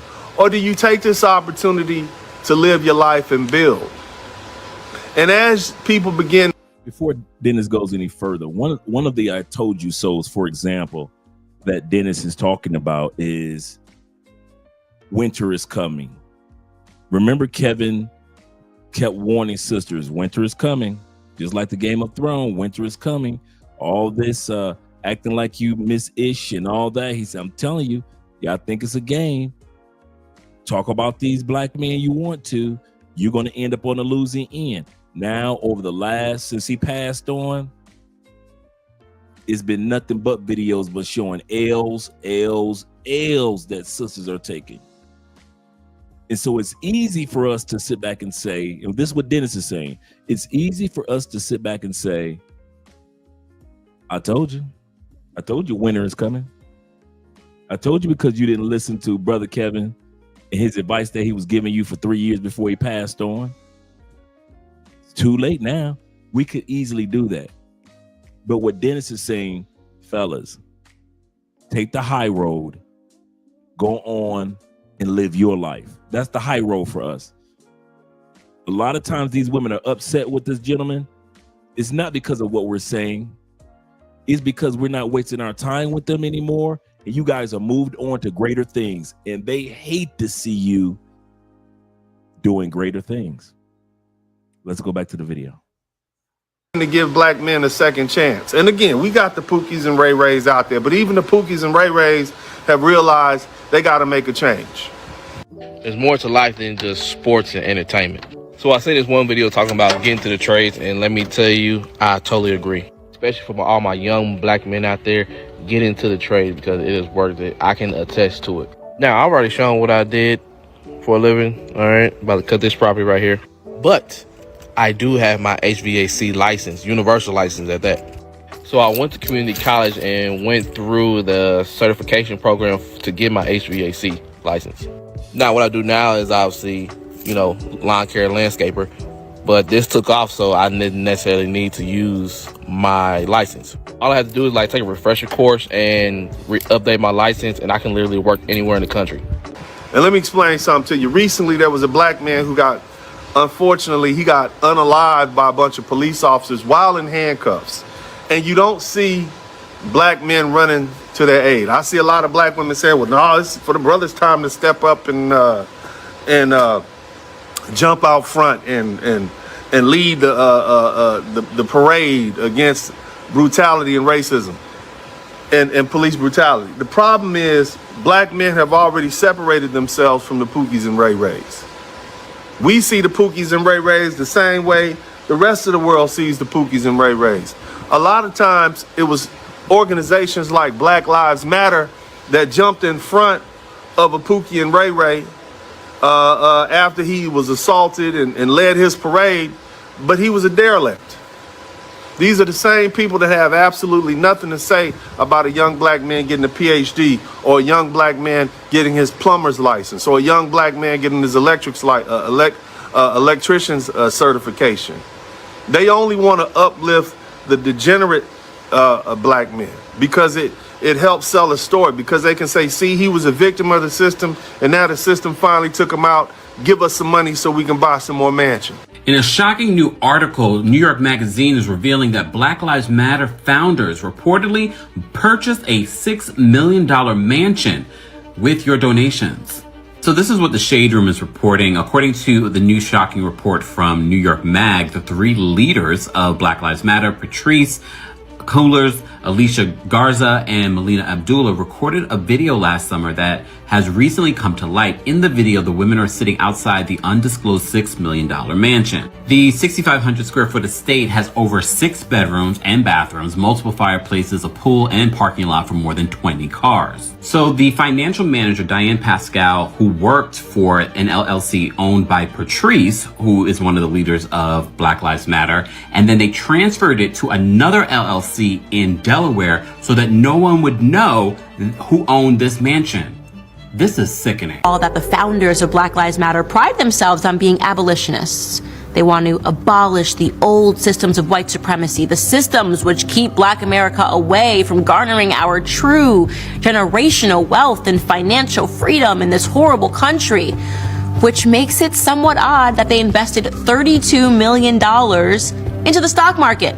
Wall Street, what a great way to abolish the system of white supremacy. Invest in stocks.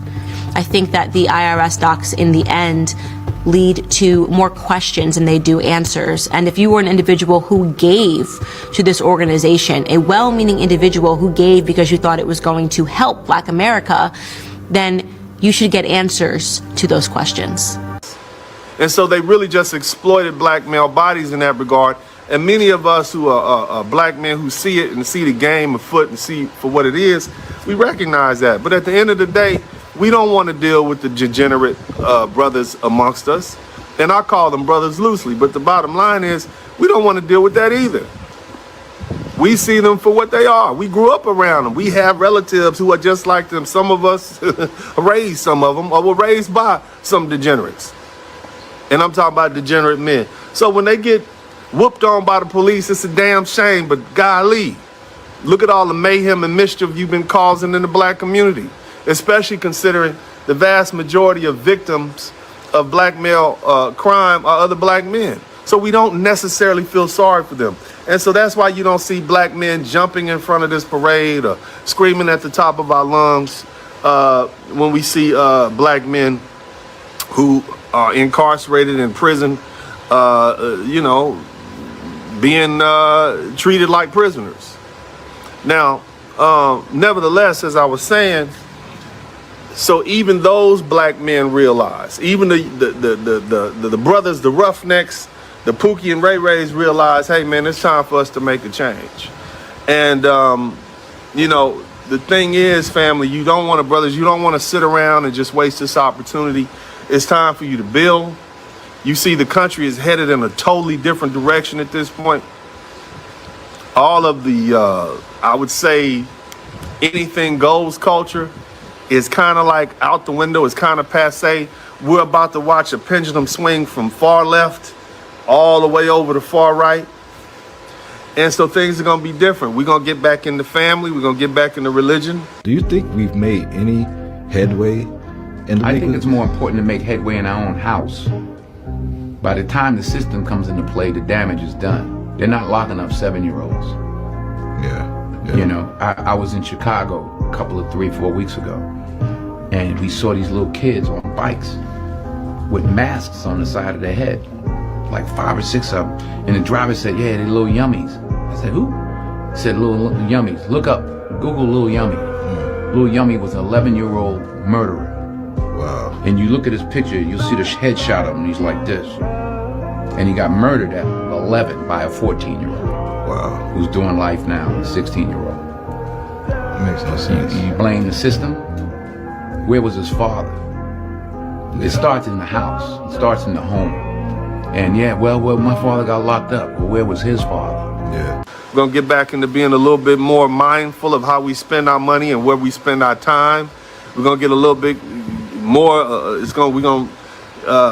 little bit more stringent when it comes to public conduct. You're going to see a lot more police activity, a lot more policing in the community. And, but the brothers are ready for it. And before he goes any further, he's correct. I believe that there's going to be a movement in the passport bro movement. It was going to be property over pussy. We've had too many years of pussy over property in the passport bro expat movement. I believe that in the up and coming years, we're going to start being a little bit more responsible with our monies as passport bros. Yeah, it's going to be time for fun. There's going to be time to, to enjoy the fruits of your labor. But just like the One Brothers have the YouTube channel, earn your leisure. I think we're going to start taking that to heart in the up and coming years. Even the passport bro movement, Blue Book gentlemen, we're going to start earning our leisure instead of just automatically assuming our leisure when we get to DR. They're going to be brothers that, like these brothers in Medellin, they've got a meeting coming up, an event coming up in Medellin. Shout out to those brothers. And yes, there's going to be a time for fun, but those guys are going to be sitting down and having a meeting with some of the brothers that have been living in Medellin for 20 years and how they can start businesses and how they can buy property over pussy. I'm telling you, this is a great time to be a part of the passport bro movement. Not that criticism or what you see about every time something negative happens to somebody with the passport, they assume, well, that's a passport bro. That person may have never known anything about the passport bro movement, but they'll always say that. Don't worry about them. Let them talk. Let the guys that still want to do pussy over pussy over property, let them keep doing that. They want to keep coming to Cartagena and throwing money in the air and buying 15 chicks in DR. Let them. I mean it. Let them. Don't be talking to these dudes who only want pussy over property, over businesses, over connections, over network. Let them dudes keep fucking them raggedy broke bitches. Let them dudes keep getting drugged. Let them dudes keep getting robbed. Let them dudes keep getting kidnapped. Let them. It's not gonna change. Let them dudes keep doing it. But as for us, it's property over pussy. It's business connections over pussy. It's learning how to make money online and having online jobs over pussy. That's what the new movement is gonna be. I kid you not. And if you ain't on board and you still one of them dudes that just come to South America or go to Central America or go to Asia for pussy and that's it. See, there's nothing wrong for going partly for fun, for leisure. You know, you're stressed from at work in the States, but sometimes you need to go to these countries and do recon. That's property over pussy. When you go to DR now, you've been going to DR for 10 years. It's time for your ass to start doing some recon, meaning, okay, now you know where this grocery store is and you're not going to the gringo spots like you've been doing for the last 10 years. I was talking to Andrea. We're going to go back to Dennis. I was talking to Andrea. We're talking about Disneyland, right? I mean, Disney World in Orlando. I used to live in Orlando. And I was saying, you do know we gringo people in the United States. And Andrea's like, what? I say, yeah, we do gringo prices in the United States too. You come to the United States, you bring your ass to a tourist area. We gonna charge you. Them same Mickey Mouse ears that you paying $30 in, $50 in Disney, you can buy them motherfuckers in Walmart, not even 3 miles away in Orlando. See, I live in Orlando, so I know. You can buy them same mouse ears for $6 at the Walmart. But since you're a tourist, foreigners, you gonna get gringoed at Disney. That same t-shirt you paying $30 for with Mickey Mouse or Minnie on there, that same t-shirt in Walmart right down the street. But you getting gringoed. You dudes that's been going to DR for 10 years, you ain't done no recon. You don't know where to go to so you don't get gringo. You've been going to Colombia for 10 years. I don't care if you got money or not. You still don't know where to get gringo. You still running your ass up in Medellin like you a tourist. You still walk around Cartagena like you a tourist.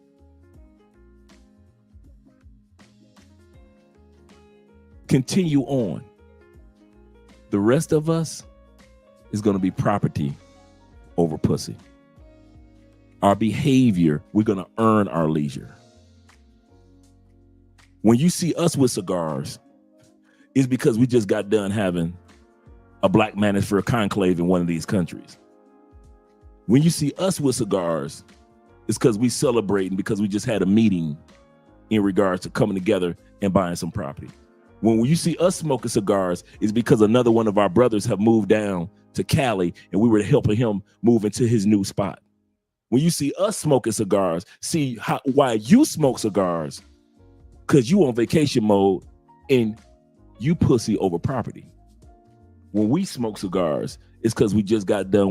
We celebrate with one of our brothers who just graduated Theo's classes and just got hired for his job. Let's celebrate with him with some cigars and some brandy. Why you smoke cigars is completely different why we smoke cigars. And that's what I see happening. Oh, hell, man, listen, y'all didn't know that? Shit, Orlando will gringo price your ass. The Epcot Center, Universal Studios. Because, you know, we got like 30 different things. A lot of people don't realize Orlando is a city of theme parks. Y'all just know about Disney and Universal. No, Orlando's got so many like small theme parks from SeaWorld to the water parks. There's like all the way down I-4, nothing but theme parks and celebrations. Yeah, man. Yeah, while we celebrate all that stuff that Umar talking about, he ain't doing nothing with it. Don't worry. Us brothers who got passports will smoke our cigars, celebrating all the things that we're accomplishing. You got so many brothers that are showing up on the Facebook in Theo's classes that are showing that they got their certification for cloud engineering, whether it be the architect or the practitioner. So many brothers are getting their certifications in this field. That's very few Black men and Black women. And it's just congratulations all over the place. In other words, property over pussy. Pussy ain't going nowhere. But accomplishments are what we're after now. That's the new move of the Passport Bro movement. I kid you not. Fuck what you see on YouTube and Instagram. Watch what dudes are doing. You got dudes like Aaron from the Black Man's Travel channel opening up doors of opportunity through his app and bringing dudes in through connections.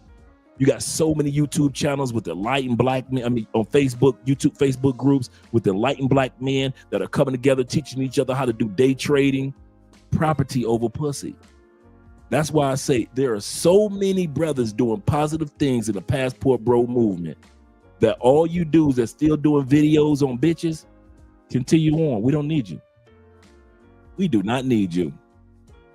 If that's all you doing is doing videos on bitches, man, there's 10,000 videos on YouTube now about Medellin and bitches. If you still doing videos in Cartagena about bitch, dude, I can watch white dudes do videos on females in Cartagena. That is not a flex anymore. Females in Brazil, that is not a flex anymore. Show me some fucking property. Show me a couple of black men sitting down having a cigar after one of them had just finished graduating Theo's classes and we're all celebrating with them. I want to see black men sitting down and they're helping one of the brothers move into his new place and helping him move furniture around and celebrating with him as his girlfriend cook for everybody in the house. I want to see those videos. Fuck 10,001 more video of you at the clock tower in Cartagena. Look at these pay for plays. Them videos barely get views now. There's so many of them. Like Dennis is saying, there's a new movement among black men. There's a new movement among black men with passports. We are past that infancy, gentlemen. We are past that infancy of only coming to other countries about bitches. Now some of us are coming to these countries and you're getting your health checked out. You're like, man, it only costs what? How much? For a full scale from top to bottom examination of my body? That's it? So now dudes are getting exams. Dudes are getting their vaccinations in regards to, it costs. One brother I took during the Afro-Colombian Festival, for example, I took this one brother to get his yellow fever shot. A yellow fever shot in the United States is $300 fucking dollars. The same shot in Colombia is pennies, if not free. The clinic right down the street does it free every Monday and Tuesday. But if you do it in the States, it's $300. So now you got a brother that can take you to the clinic to get it done for next to nothing. So now you're going in and out of these other countries that saying, sir, did you have your yellow fever shot? Yes, I did. Here's my card. That's what the Passport Bro movement is about now. I ain't about to tell you about no bitches. You got enough of them dudes out there telling you about where the pussy at, where the brothel at, where the strip clubs at. You got enough of that. It's a ton of you brothers out there doing that shit. Keep doing it. But the rest of us, we on that property over pussy mode. All you do that's on pussy over property, keep on being that way. You've been doing that for 10 years. You ain't about to change. And we ain't gonna try to act like you are. You are not about to change at freaking all. Let's continue on with Brother Dennis. Well, we know how to act. We know how to behave. We know how to conduct ourselves. Yeah, there's still going to be a certain number of black men who are unalived. Every year, I think it was 900 to 1,200 last time I checked. It's going to be a certain number of black men who are going to get incarcerated. We still have a criminal justice system that targets black men specifically, but at this point, it's also targeting black women. That's the highest group of people being incarcerated. 44% of women in jail are black, and many of them are single moms. A lot of these moms cannot afford to post bail, so they sit in jail for months or years at a time awaiting trial, even though they haven't actually been convicted of a crime. But a movement entitled Free Black Mamas is bailing black moms out of jail and sending them home to their families and communities. This Mother's Day, National Bailout, the organization that leads this movement, helped free 45 mothers across 13 states with the help of Think about it. When was the National Bailout Day for men? As fathers. Ain't nobody bailed our ass out for nothing. They've got fundraisers. Free Black Mom fundraisers, DJ. They got people doing GoFundMes. So mom got in a fight at the club over one of her baby daddies, got locked up, didn't have enough. Shout out my man African Wolf in the building. Got locked up, and they got organizations that help get her a bond so she can get back to her family. But when it came to us, when it come to family, man, they not only lock us up and don't care if we with our family, they lock us up if it's child support about our family. Like Dennis said, 44, like she said, like Dennis said. Thank you. 6,000. Anybody gonna pay your 6,000? Oh, this is the United States that y'all love so much. I keep trying to tell y'all this is the new norm. This is the new norm in the United States. Meanwhile, a black man is in jail for weed and can't even see his kids. 44% in jail are black women. Let's go back to the video. Local grassroots organizations. Considering the toll that incarceration takes on the mind, this means 45 mothers are also free from the mental bondage of jail time. Read more about the health effects of incarceration and learn more about this movement at wordinblack.com. Per capita at this point. The rate is even higher than black men last I checked as far as increasing. But, you know, brothers, it's no time to gloat. It's time to build. This is a transition period that we're going through. That is over. You're free. You've proved that you're no longer obligated to the black community unless you want to be. You don't have to get married. You don't have to have a girlfriend. You don't even have to have a job. Okay, that's where we are now. Society has unfurled its chains, its social chains and shackles that it had on black men. Men in general, black men specifically. You're free. You fought that battle. It's been about a 20-year battle. Since the onset of social media, we have that cultural change that we were looking for. What are you going to do with it? Are you just going to sit back and be mediocre? Or are you going to go out there and try to be amazing?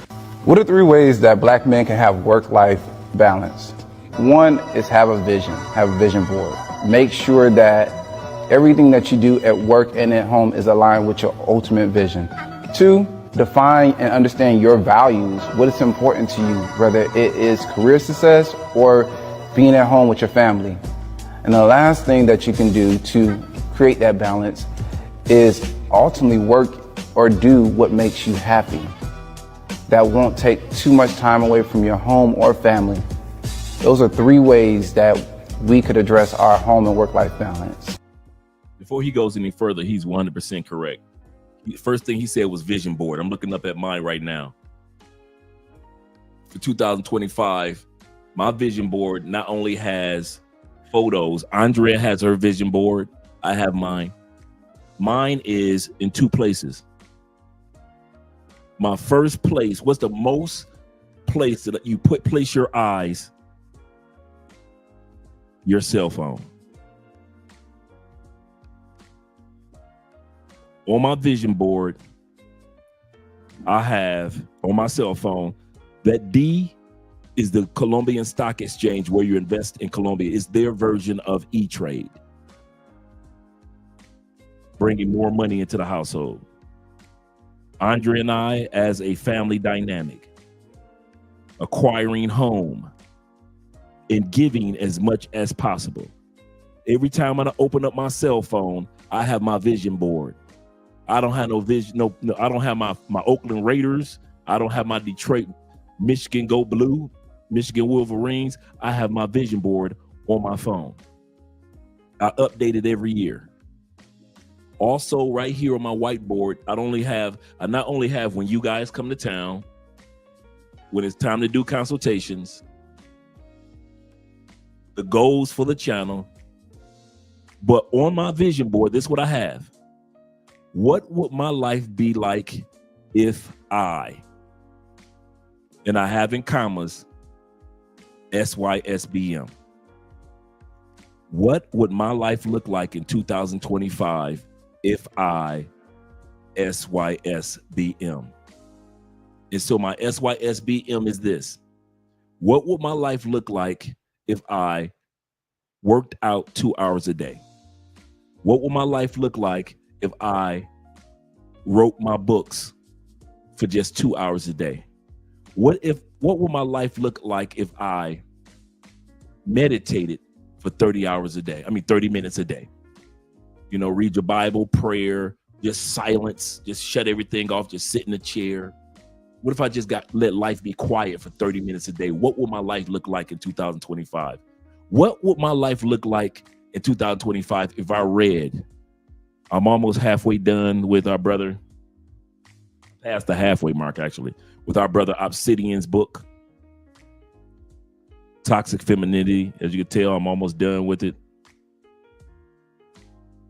What would my life be like if I just got back in the habit that the rich have and stayed focused on reading? What if I studied my Spanish 1 hour a day? And of course, what would my life look like if I just cleaned something? I don't care, clean my studio or whatever it is that I need to clean. Clear my mind, clear my mind of the stresses. Or cleaned up my notes. What would my life look like if I, and that's what I have on my whiteboard, and everything else is dedicated to 2025. What would my life look like if I, SYSBM? So he's absolutely correct. Have your vision board. The first vision board that you should have is your cell phone.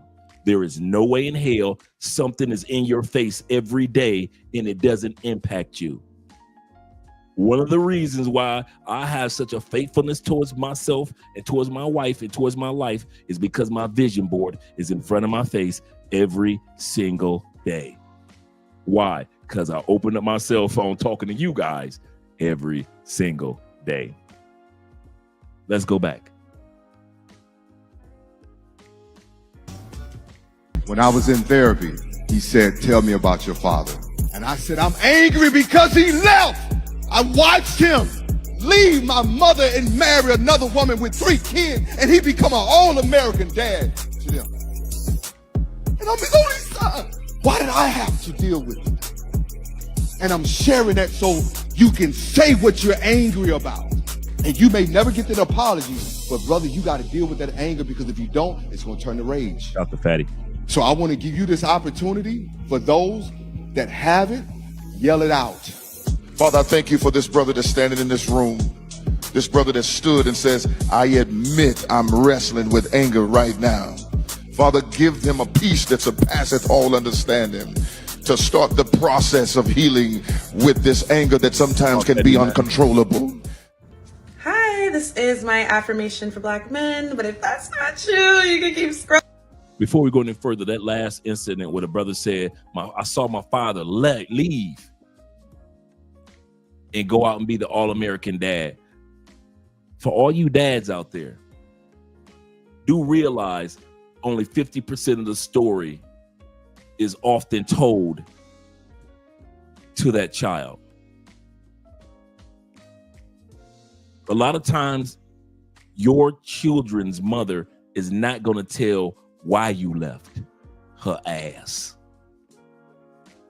Why you wouldn't. It takes a lot to push a Black man away from his child, because we know that it's either rare that many of us have our kids, and so it's not easy to even be able to be around your kids because of some of these problematic women. So when Black men get a chance to be around their kids, we take full advantage of it. And they've already done a survey on that, saying that Black male fathers are the best among parents. They say Black male fathers are equivalent to a 2-parent household. A child raised by only a dad. So Black dads, you're doing a great job. If you found yourself not being able to be in the life of your child, the only mistake that I would say that black father made to this man and men like them, when he got the opportunity to tell his side of the story, maybe he didn't tell it. Maybe he thought it was too late. It was like, my son is grown. He ain't gonna hear what I gotta say anyway, or my daughter is grown. They got an attitude. Their mama done lied to them for 15 years. Now that they're old enough and they're 19 and I want to tell my story, they don't want to listen to it. I've heard so many stories that when the truth came out about the mother and her lies, the man was 25, 26, 28, 27, 31, bitter as hell with his dad, and come to find out the truth, it was the mother that was bitter. And the only person that she could take her bitterness out when it came to the relationship with her man ending is she took it out on the kids by lying to the kids. So a lot of you guys, I don't want you guys to watch this footage and think that don't nobody know that only 50% of the story is being told. I looked it up the other day. You know what the statistics of deadbeat dads are in the United States? 20%. 80% of y'all are doing an excellent job. And of that 20%, many men have been pushed away from their children, not left, pushed away. Guess what the percentage is of deadbeat mothers? 16%. There's only a 4% difference between deadbeat dads and deadbeat moms. But the way they try to sell it is as if it's like 92% deadbeat black men that are fathers, which statistically is not true. But let's go back to the video. Shout out to my man Dave in the building.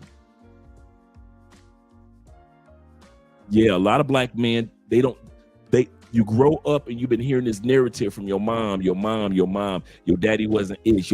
My mom did that.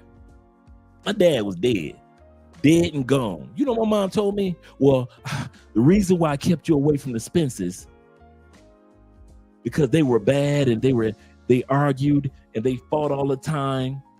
And that's why I kept you away from the Spence side of your family. You know, my mom is the Taylor, like my Uncle Jeffrey Taylor's. My dad is the Spence side, right?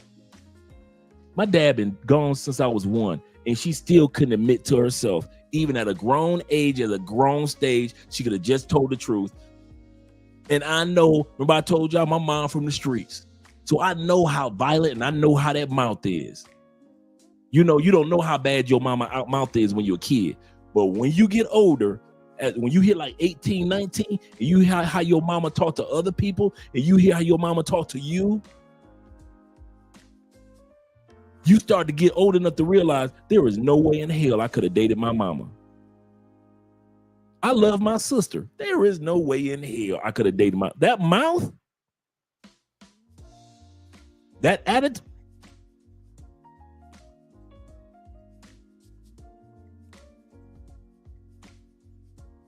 Some of y'all don't want to admit your mama got a mouth on her.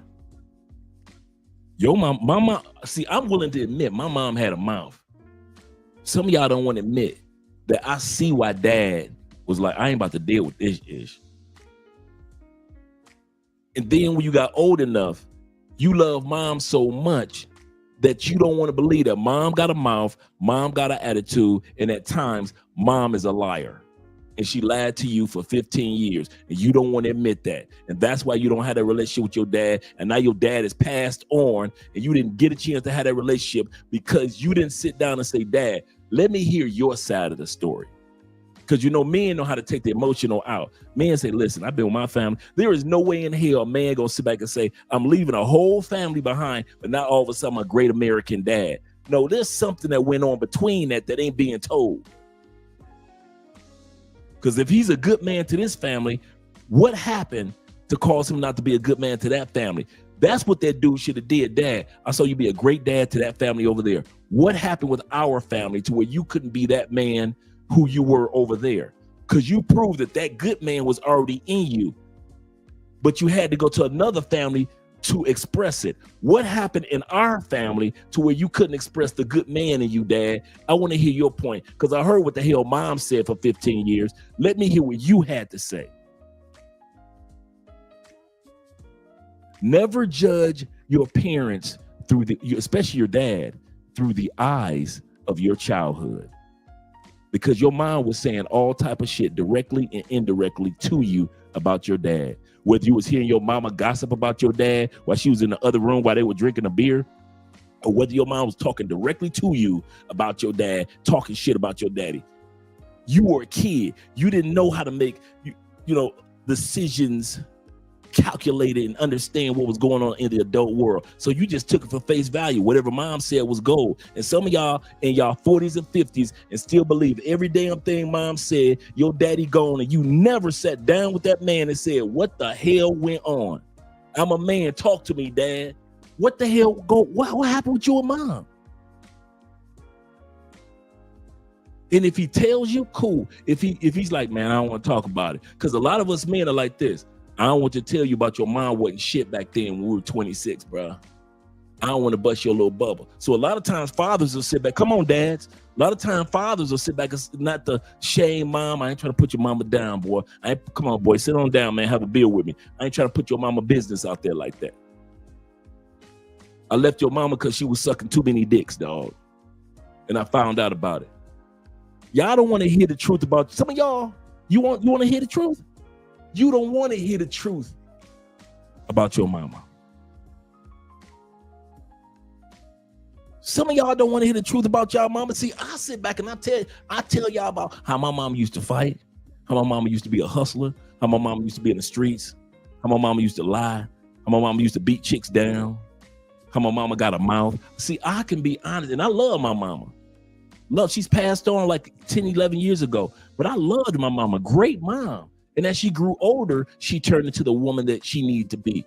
But during her 20s and 30s and early 40s, oh man, you had hell on feet. My mama was hell on feet, and dudes loved her because she was beautiful. And I used to be like, man, ain't no way in hell I'd be with a woman like my mama. And I used to warn my boys when we was teenagers, I like your sister. I say, bro, don't be with her. My sister's nickname is the Mad Slasher. And my sister Candy used to say that. Andre, tell her what my name is, the Mad Slasher, because my sister would cut them up. We were like 14. My sister cut them up like that. She got such an attitude that she picked up from mom. She like, so by the time we had 16, my sister had a reputation in the neighborhood of cutting dudes. These still would be in love with my sister. To where I'd be like, ain't no way, man. Why y'all think that I don't deal with women don't give me peace? Why y'all think I don't deal with broken women? Why you don't think I don't deal with hood women? I dealt with that shit my whole life. Why you think I don't take my passport like a lot of you dudes and deal with broke bitches? I dealt with that my whole life. Wait a minute. So I'm supposed to get a passport, travel to another country, and deal with the same type of women that was in my house the whole time I was growing up. Am I supposed to still do that? Because a lot of y'all doing that. You dealt with broken women in your family, and then you take your ass to Colombia and you want to fall in love with some broke bitch just because she pretty and she sucked your dick good in Colombia.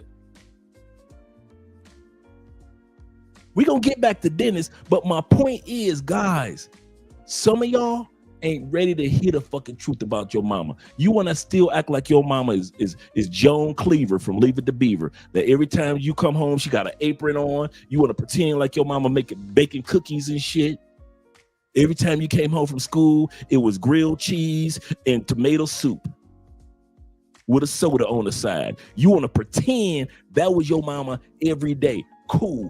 Do it. If that was your mama every day, like a few of us, cool, I'm happy for you. But for most of us black men that lived in a black community that I knew your mama. You knew my mama. Both them women had attitudes. And that's why a lot of y'all daddies, before they died, or because or after they die, you never hold the truth. You will never hear the truth. Why? Because you ain't ready for the truth about your mama. Even as a grown-ass man, you don't want to hear the truth that you and your dad, that your dad and your mom argue about all the time about some shit. You don't want to hear that your mama was materialistic before women today were materialistic. You don't want to hear about your mama was the pretty chick in the street that used to wear tight clothes in the 70s. Them jeans used to fit tight on your mama ass. So everybody was trying to get with your mama.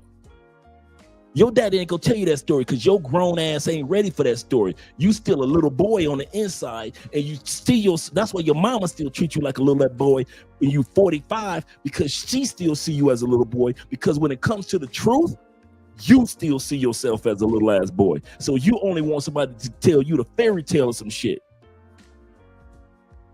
A lot of you brothers ain't ready for the fucking truth. You ain't know. That's what grown ass man. See, that's the difference between being a grown man and a grown ass man. A grown ass man know everything ain't buttercups and rainbows. A grown ass man know ain't nobody perfect. So my mom trying to sell herself as perfect, but try to pretend like my dad wasn't perfect. Oh, hell no. While you steady sitting up there watching your mom through all those years talk to you crazy. If you don't get your ass in here, I will rip your fucking skull off and beat your motherfucking ass with get your ass in that room. Boy, if you don't get that homework done, I will rip all your hair out one streak. If you don't get, boy, if you don't get your ass in there, wash them goddamn dishes like I told you, I will get that switch and I will whoop all the skin off your motherfucking butt. You are her son who she loved, and she talked to you like that. How do you think she talked to your daddy? She loved you. 9 months of carrying you, fed you from 8 minutes old to 18 years old, and loved you. And you saw how she talked to your ass. So just imagine how she talked to your damn daddy. But you don't want to think that. You want to think that dad was the bad guy. Because men are built for slings and arrows. Like Kevin Samuels used to say, pressure is made for shoulders, not for hips. So your daddy gonna say, man, you don't want to ask me no question like that, man. You ain't ready for the truth about your mama, dog. You know, go on, son, let's finish this beer off, man. You ain't ready to hear. No, dad, I want to hear about my mama, dude. You really don't want to hear about what happened with me and your mama. And your daddy give you that serious face, bro. You ain't built for this. Because if I tell you the truth, you're going to be denied, and then you ain't going to want to drink with me no more because I told you the fucking truth about your mama, and now you're going to be hating on me because you're going to run back to your mama like a little bitch, like a little son. Mom, dad told me that you did this, instead of just realizing like, okay, ain't nobody perfect. My mom was what she was at 23, 24. My mama had me at 17. Okay, cool. We will sit back and look at women of today who have 2 kids at 17, 18, 19. Some of us don't want to admit. That's when your mama had you in the 70s and the 60s. My mama was 17 and she was 19. She was 17 when she had my sister, and 19 when she's 17 when she had me, and 19 when she had my sister. She had my brother at 21. She got 3 kids before she 21. We talk about those women like shit today.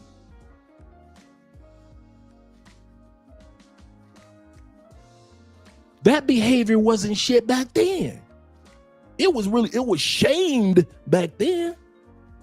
Now, fortunately, my mom was married while she had me and my sister. But by the time my brother came along, my dad was dead. I mean, by the time my brother came along, before my sister was born, he had passed on. So she never even got to see the dude. Y'all don't never want to see the true story of y'all mamas. That's why you will never hear the truth. Some of you dudes are gonna live and die. You'll never hear the truth about your dad, and you will never hear the truth about your mom. So my point in saying that is, you ready? This last 10 minutes, you ready? Let it go. You ain't built for the truth.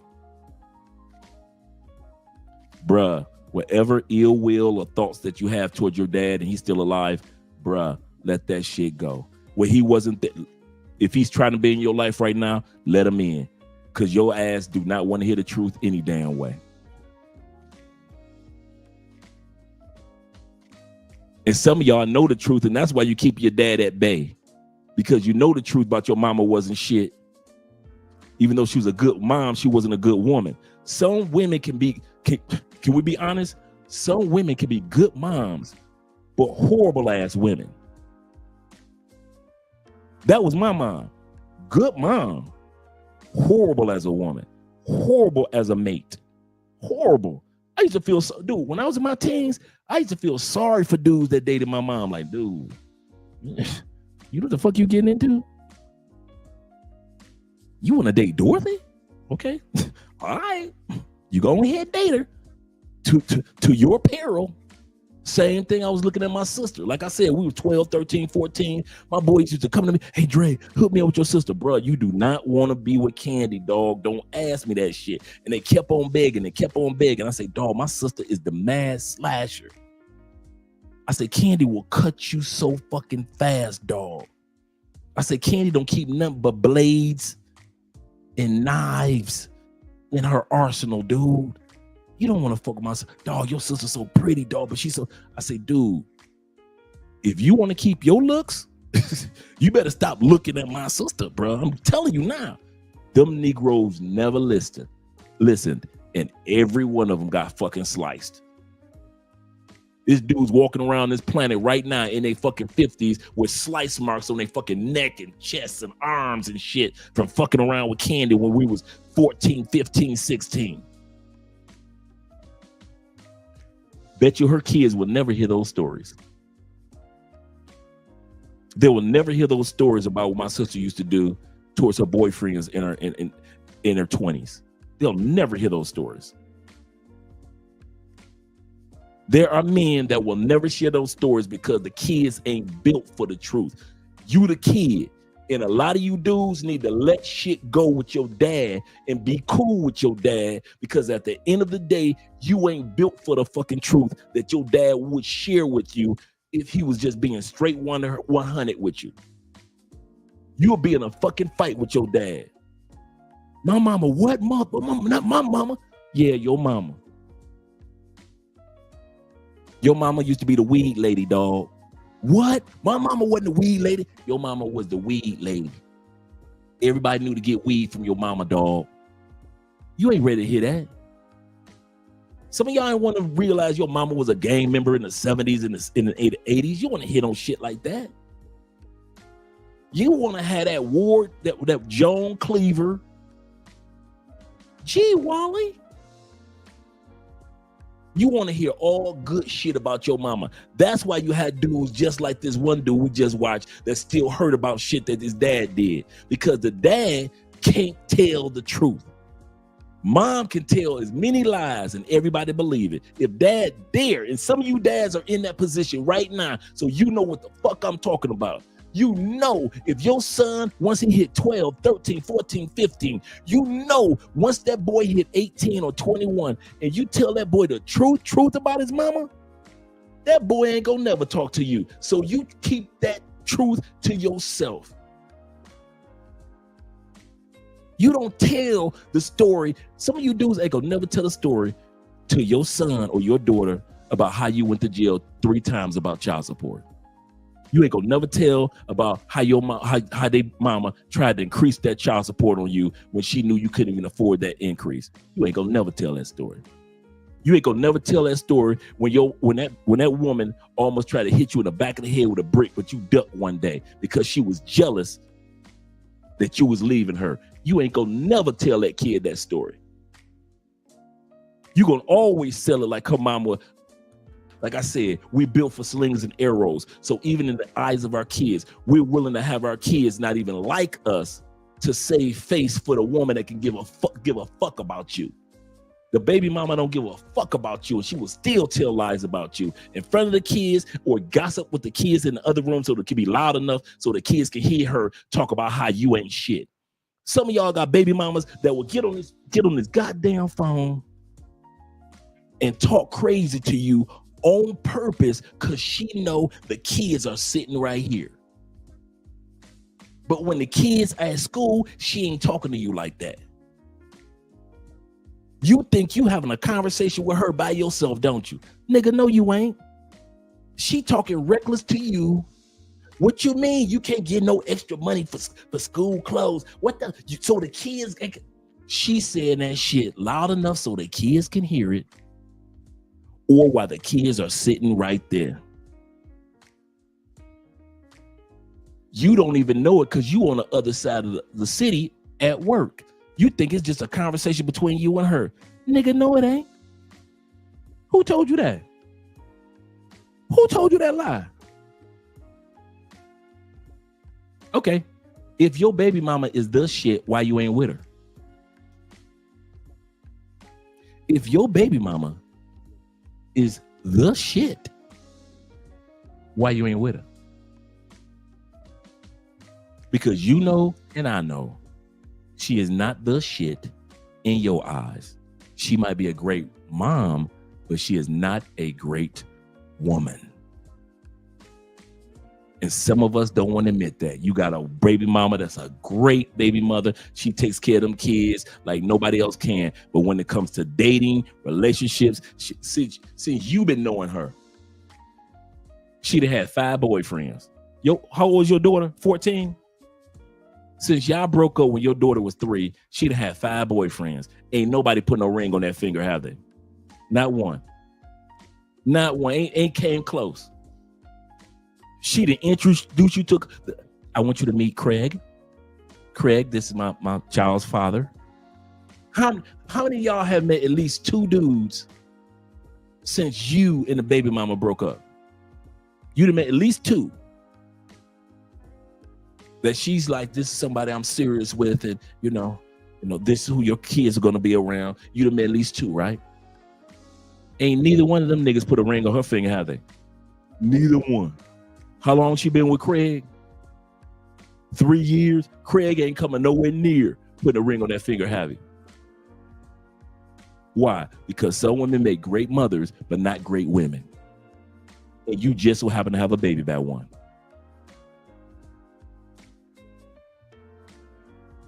And I'll go even further. So did some of our fathers. Some of our fathers had children, meaning us, by women that made great mothers, but not great women. In other words, if he didn't have a baby by her, he wouldn't spit. Okay. Let's not even just talk about, if you didn't have a baby by the woman you had a baby by, you wouldn't spend 40 seconds of your life energy ever talking to that woman again. The only reason why you ever call that woman is because of co-parenting. But if it wasn't for co-parenting, you would have forgot that person is on the planet. You'd have been stopped talking to her. She got pregnant, what, 17? Y'all 41? You had to talk to her for all them years? Knowing that if y'all didn't have any kids, there was nothing about her womanhood, you caught that would have made you want to keep calling her ass. Nothing. That's why when I saw this little moment where the brothers was like, oh yeah, and my father, I was like, no. There's 2 sides to every story. There's really 3 sides. Her side, your side, and the truth that's in the middle somewhere. I'm just here to encourage you guys that if you ain't got the truth from your dad, some of us ain't gonna never get the truth because we ain't built for it. Some of us ain't gonna get the truth because our dads don't want to hurt our, don't want to tarnish our image of our moms. Some of us ain't gonna get the truth from our dads because maybe dad was dirty like that for real. Your dad was always in the streets. You didn't tell dad was always in the streets hustling because he couldn't get a job and he knew he had a son on the way. You ain't telling that. You just telling that your dad was always in the streets. Dad was in them streets trying to get some money together because you told him you was pregnant, so he trying to come up with something because he know he got a son on the way. But you ain't telling it like that, Mom. You just making it seem like Papa was a rolling stone. Wherever he laid his hat was his home. And when he died, all he left us was alone. That's what you heard. Every song that came out, Mama, Mama, I'll always love you. Ooh, Mama, you ain't never been in them streets.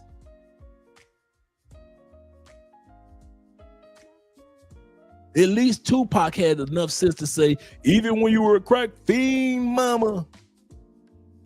But then he messed it up by saying, you were still a black queen, Mama. Instead of just laying it right there, listen, my mama wasn't perfect. She was on crack. No, but she was still a black queen. Why? The little boy in us don't want to admit your mama was on crack. The little boy in us still want to say, my mama's a queen. I don't give a fuck what you say. She in church right now, Andre. Cool. My mama is not the person she was before. Cool. Neither was mine. My mom was complete opposite in her older years. You would have never known about her younger years. You would thought my mama was Joan Cleaver. You would have thought my mama was a Florida Evans, loving Jesus every day. But my mama only showcased the stories of my dad and his demise and his negativities. Some of y'all don't want to admit that y'all, okay, here we go. Some of y'all don't even want to admit y'all the son of a dude's side chick.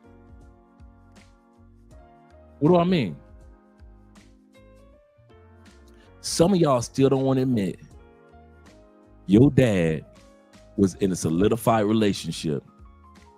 Your mama was his side chick that just so happened to get pregnant.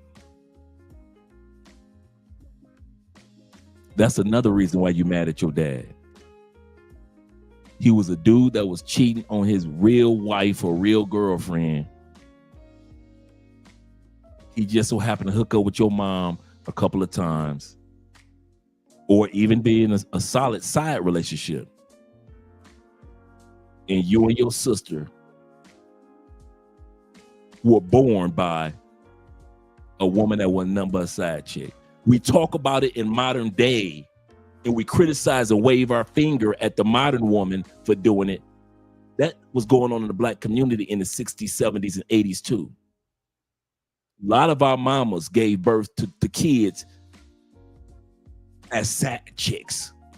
We always want to look at our mamas like mom was always the main chick, dad was together, and they were one, and they were kumbaya.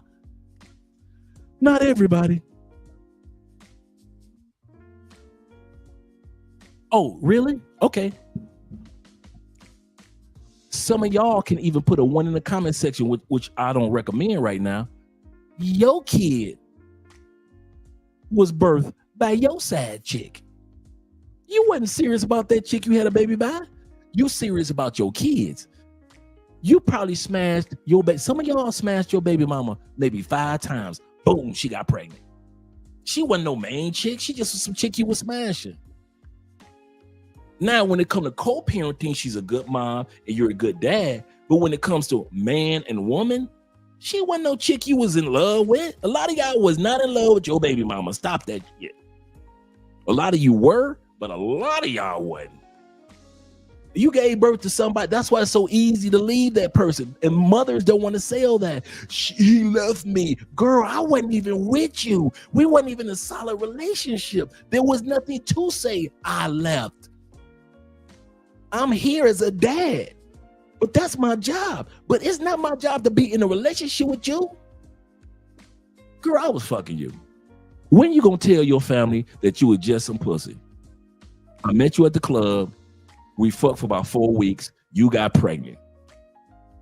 When you gonna tell your family that part and stop trying to sell it as if we were in this strong, solidified relationship and we have been together for 6 years and we just so happen to have this love child of offspring? Behold, the only thing greater than you. No, y'all, some of us, we ain't had that. We ain't had no behold. This ain't Roots. Let's get these lies in the black community out of the way. That's one of the reasons why some of you guys watch the channel and some of you guys don't like the channel, because I kind of like peel back the curtain on the black community. And all this trying to act like women were all perfect and men are all flawed. This is why we left men. Bullshit. You can't leave somebody you wasn't with, boo. Y'all only fucked 5 times. And a lot of women don't want to admit you were a jump off.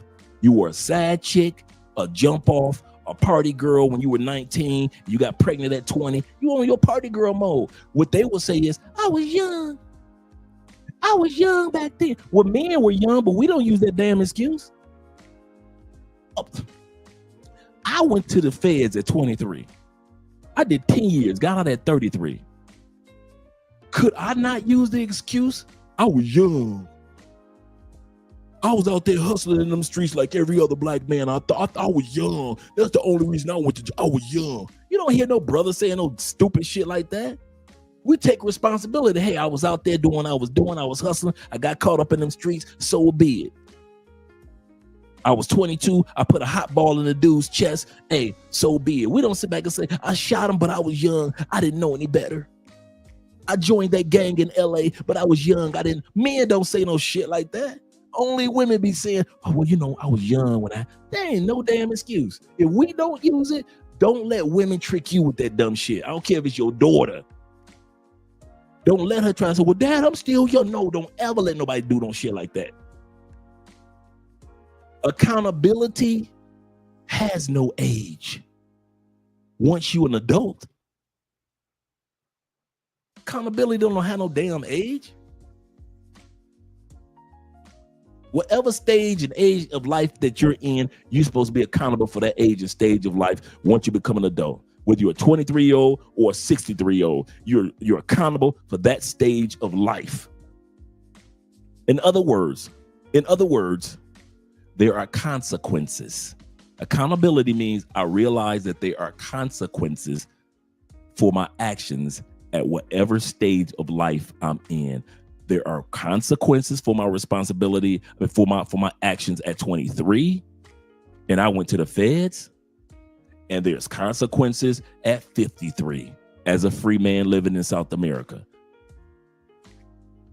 All that saying I was young bullshit. Don't y'all be falling for that when women say that on YouTube and Instagram and TikTok. I was young. Don't let your daughter say no shit like that to you and she 24. Well, Dad, I'm young and I got Because her young ass can get pregnant. Consequences. Consequences don't give a fuck about your age. When the last time consequences was saying, you know what, I ain't gonna let her get pregnant. She young, so I ain't gonna let her get pregnant. Consequences don't talk like that. Consequences like, listen, you took a reproductive organ, put it with another reproductive organ. I don't care how old your ass is. Boom, y'all reproduced. Consequences. Don't give a fuck about your kid's age, especially once they become adults. Consequences ain't care about us as adults, and consequences ain't gonna care nothing about your little cute little daughter or your handsome son once they become of age. You better get that one all the way through your mind. Stop doing that bullshit. But my daughter and my son, my little man. Once again, we're gonna end this with this portion. We're gonna go to Dennis Spurling once again, as I was saying. When it comes to that statement that brother made about, I was bitter with my dad. That's because your mom, dog. I saw him leave and he went to another family and became an all-American dad. Did you ever ask him why he couldn't do that or express that while he was in your family? Did you ever ask that?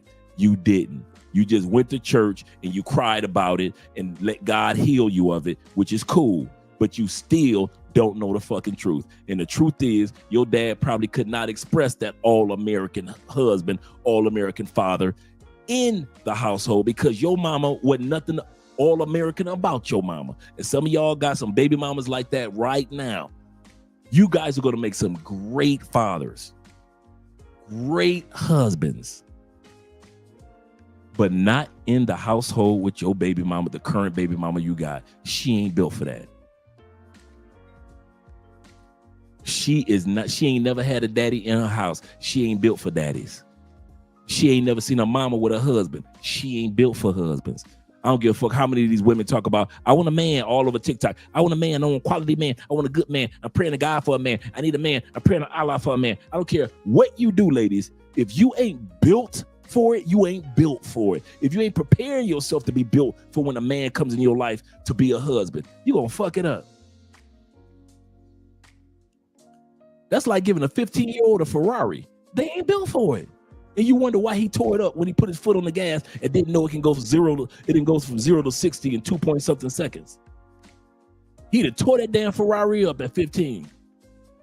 Same thing with women when it comes to having a husband or having a solidified relationship with a co-parent. A lot of y'all got baby mamas that fuck up being baby mamas because they ain't built for it. They love their kids. They're responsible with their kids. But when it comes to how they talk to you as a co-parent, how they treat you as a co-parent, some of y'all got baby mamas that talk to y'all like they're still in love with you, don't they? You'd have thought the way she would talk to you after 16 years of raising a kid would be different. She still talks to you like she's either still in love with you or she's jealous of you.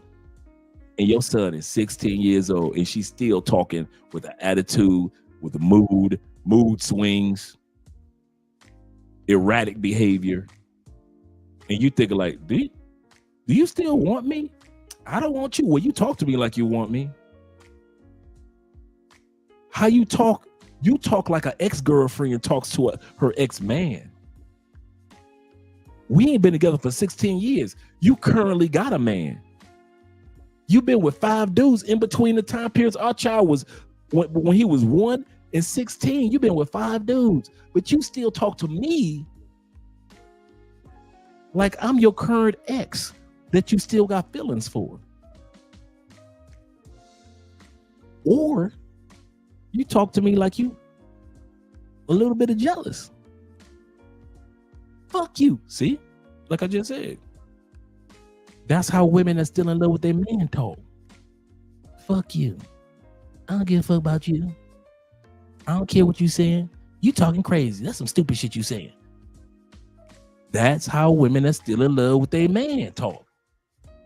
Women that ain't in love with their man don't talk all snappy and shit like that. Women that ain't in love with their man, they be cool in the motherfucker. Like, hey, Keith, come on in. Here's your son right here. Come on. Keith, Jonathan, Keith, come on in. Here's your son. Oh, your daughter's in the back. She's getting ready. Let me go get her real quick. She don't care if you standing right there next to her new man. She ain't tripping. Why? She ain't got no feelings for you. She ain't raised her voice. She ain't get out of pocket, nothing. She ain't never said nothing crazy to you in front of the kids, on the phone, none of that. Why? She ain't got no feelings for you. But the ones that still act like they got feelings for you, after 14 years, my son 23, she still talk crazy. You don't even pay child support no more, and your baby mama still talking reckless to you. Your son 25. Why is this woman still talking to you as if y'all just broke up yesterday? Why? Some of y'all got baby mamas that's married to a new dude. And she's still talking as if y'all broke up yesterday and y'all might get back together.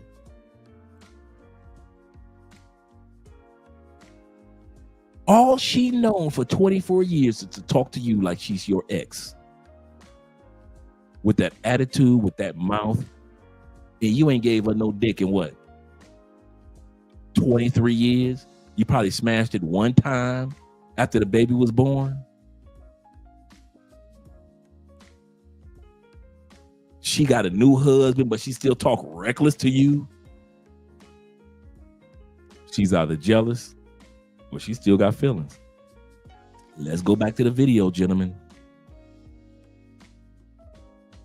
Spurling, or you could send this to a black man who needs to hear this. Okay. Black man, my intention is to empower you. My intention is to lift you up. My intention is to give you a helping hand. Black man, I love you. I see what's going on in our energy, in our community, and in the country. And I wanted to let you know that I'm with you and I support you and I want to see you win. I want to see you thrive. I want to see you invested into. And so for today's affirmation, I want to ask the community to help me and tag a black man who you think deserves some encouragement, who you think deserves to feel cherished, who you think deserves an affirmation, and affirm him in the comments. And that is my affirmation to you, just to show you how much we all That's a good point. you. Okay, black man, I hope you have a good day. Bye. See, amazing people are amazing because they do amazing things. Let me run that back to you. Amazing people are amazing because they do amazing things. Normal people do normal things. Normal people who do amazing things are considered amazing. Normal people who do amazing things on a consistent basis are considered great. Normal people who do amazing things all the time are godlike. And they are remembered throughout history. So the question is, what are you going to do? Because time stops for no one. So what are you going to do with this time you have left? Now that these social barriers and structures have been lifted, you're no longer bound to acting like a thug or a gangster or whatnot. Or you're no longer bound to having to date this type of woman just because her skin color matches yours, or you may have a similar phenotype or genetic background. You're free. You don't have to play basketball or football. You can be a computer science nerd. You can be a mathematician. You can sit at the house and play video games all you want. You can be a YouTuber. What are you going to do? Now, for those who do decide to do, for you men who decide to be amazing, for you men who decide to become gargantuan, whether it's on YouTube platforms and you got 100, 300, 400,000 followers, subscribers, you're making money every month. For you all who decide to traverse through your career plan and ascent to the top, what are you going to do when you become an elephant in the game, when you become big? What do you say as a black Christian man? How has your spiritual walk, your spiritual journey played a role in where you are today and where you're going? Dope question. So I look at it kind of similar to Daniel. How whether Daniel, Shadrach, Meshach, and Abednego, people don't realize that God used them where they were in a kingdom that was a godless kingdom. And he used their influence to help steer the morality of that kingdom. Yeah. I believe, whether we're talking like black men and women or believers, I believe that it's valuable for us to be in industries like the tech industry, which everything is technology now. Yeah. Because if we're not in industries like this, there are not enough of us in these industries, then where is the God factor? Where is the godly morality of what these companies are doing in the technology, what these technology are doing? Yeah. So I believe for anyone that has a heart to be in tech, definitely pray about it. And if you feel compelled to, realize that it's more, the money's dope, but it's more than just the money. It's the opportunity for you to be a voice, either a voice for your community or a voice as a believer to help steer and influence what these tech companies are doing to the rest of the world. Sounds like my boy Theo. Shout out to you, Theo. See, a reminder, now that you have all this potential, and I'm telling you, brothers, I know you well enough to know that without all those shackles on you, both mental and social, black men are going to rise to high heights. I'm just telling you, mark my words, you're going to see some phenomenal success of black men over the next 10, 15, 20 years since these social restrictions have been raised. Even Neely Fuller said the same thing. You're going to see a lot of rich black men walking around here. Not just rich black men, but a lot of rich black folks, but specifically black men, because it's a man's world. Earn Your Leisure has shown us not just financial literacy, but how to fulfill our dreams. Because we all want to be successful, right? They have shown us the way. Every time they do a podcast, they do an interview, they have a discussion, they are showing all of us the way. And frankly, I couldn't be more proud to call them friends and soon to be business partners. So give them a round of applause for what they've done.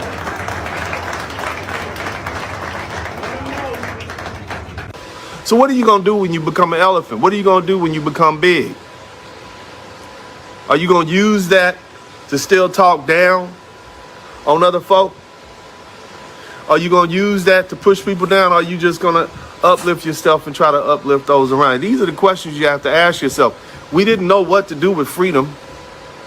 After we got separated from each other, all we did was fight with each other after segregation ended. So what are you going to do when you get this money and power? Are you going to turn on yourselves? What are you going to do? When the transition, the shackles off. I hope you brothers realize that, you know, the bigger you are, the lighter you have to step.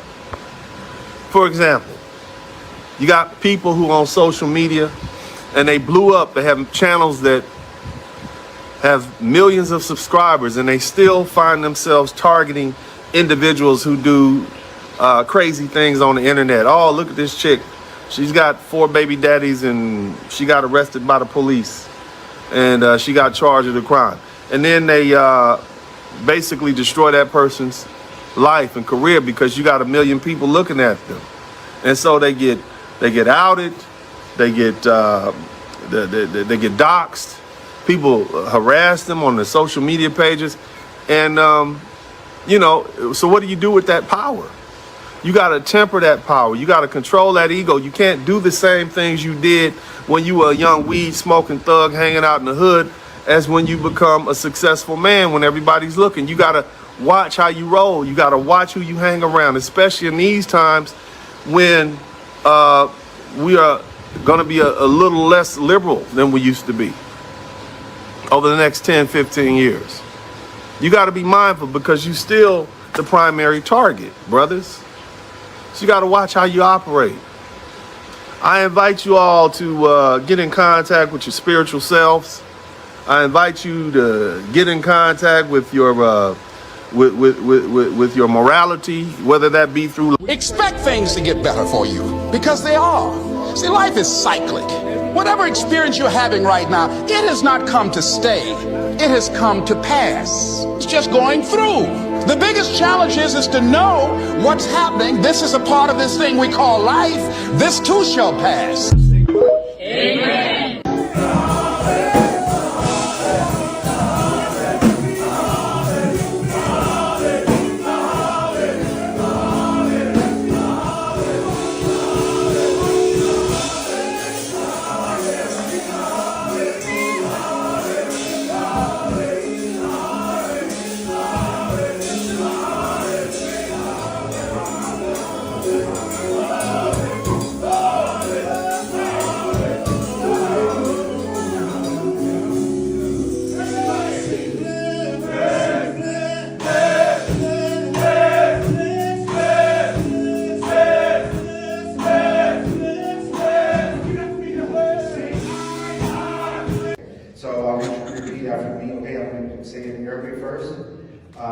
And then we're going to do it in English, okay? So repeat after me. Ashhadu an la ilaha illallah wa ashhadu anna Muhammadan Rasul Allah. I bear witness and testify there is none worthy of worship but Allah. And I bear witness that Muhammad, peace be upon him, is his messenger. Takbir. Allahu Akbar. Takbir. Allahu Akbar. Takbir. Allahu Akbar. Only God can make a man. If God is going to make a man in his own image and in his own likeness, God is the originator and the original. He's going to make a man as a prototype or a copy of himself.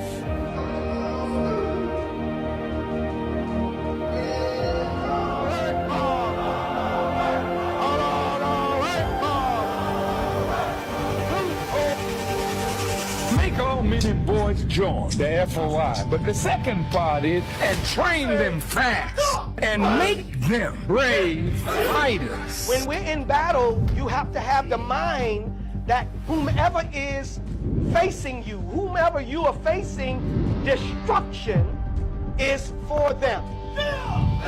Because as we walk in peace. Y'all see Farrakhan? Let's bring that back. Y'all see Farrakhan hands? Farrakhan had hands.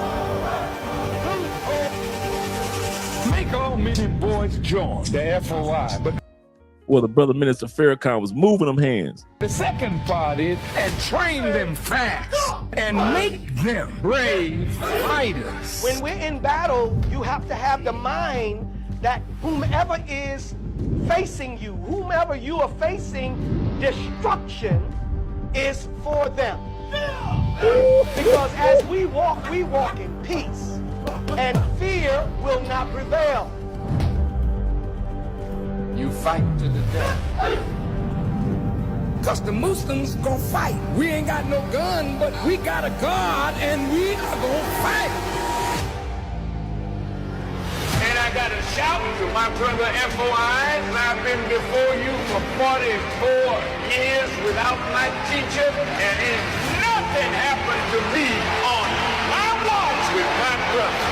And I damn sure have a lot of strong souls. The Honorable Elijah Muhammad was a man that wanted to strengthen the family, because if there is no strong family, there can be no strong people or nation. If we want a strong nation, then we must produce strong men and women with strong commitment to each other through the institution of marriage. Any man that is not producing is not living up to the nature in which he's created. Every one of you is a producer. Every conscience that's out here, The value of an FOI that has submitted his will to do the will of God and is now an active person in the mission of saving our people. Do you know how valuable you are? You gotta want it. You gotta desire to be a Muslim. You can't window dress this. You can't say it from your lips. You gotta want it with all of your heart, all of your mind, all of your soul and strength. Our God, Dr. Farad Muhammad, and his Christ.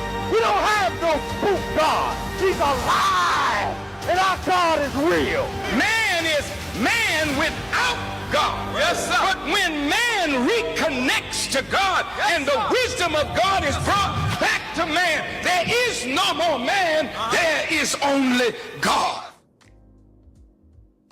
Logic, or the way in which you connect, or maybe it's through your culture, or maybe it's through your religion.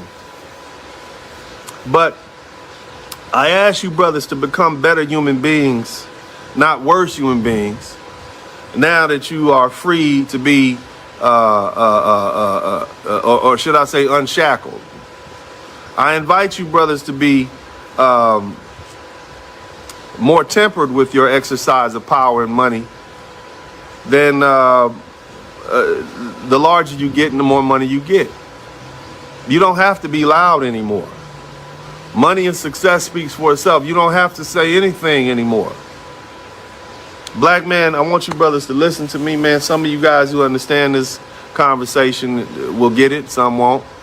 But shout out to everybody in the chat room. Make sure you hit the #1 button. I love you all, as always. I appreciate you guys. You'll see more from me soon. We are going to pivot. We are going to talk about what we need to talk about to be great. We definitely gonna make sure people stay off of us. Okay?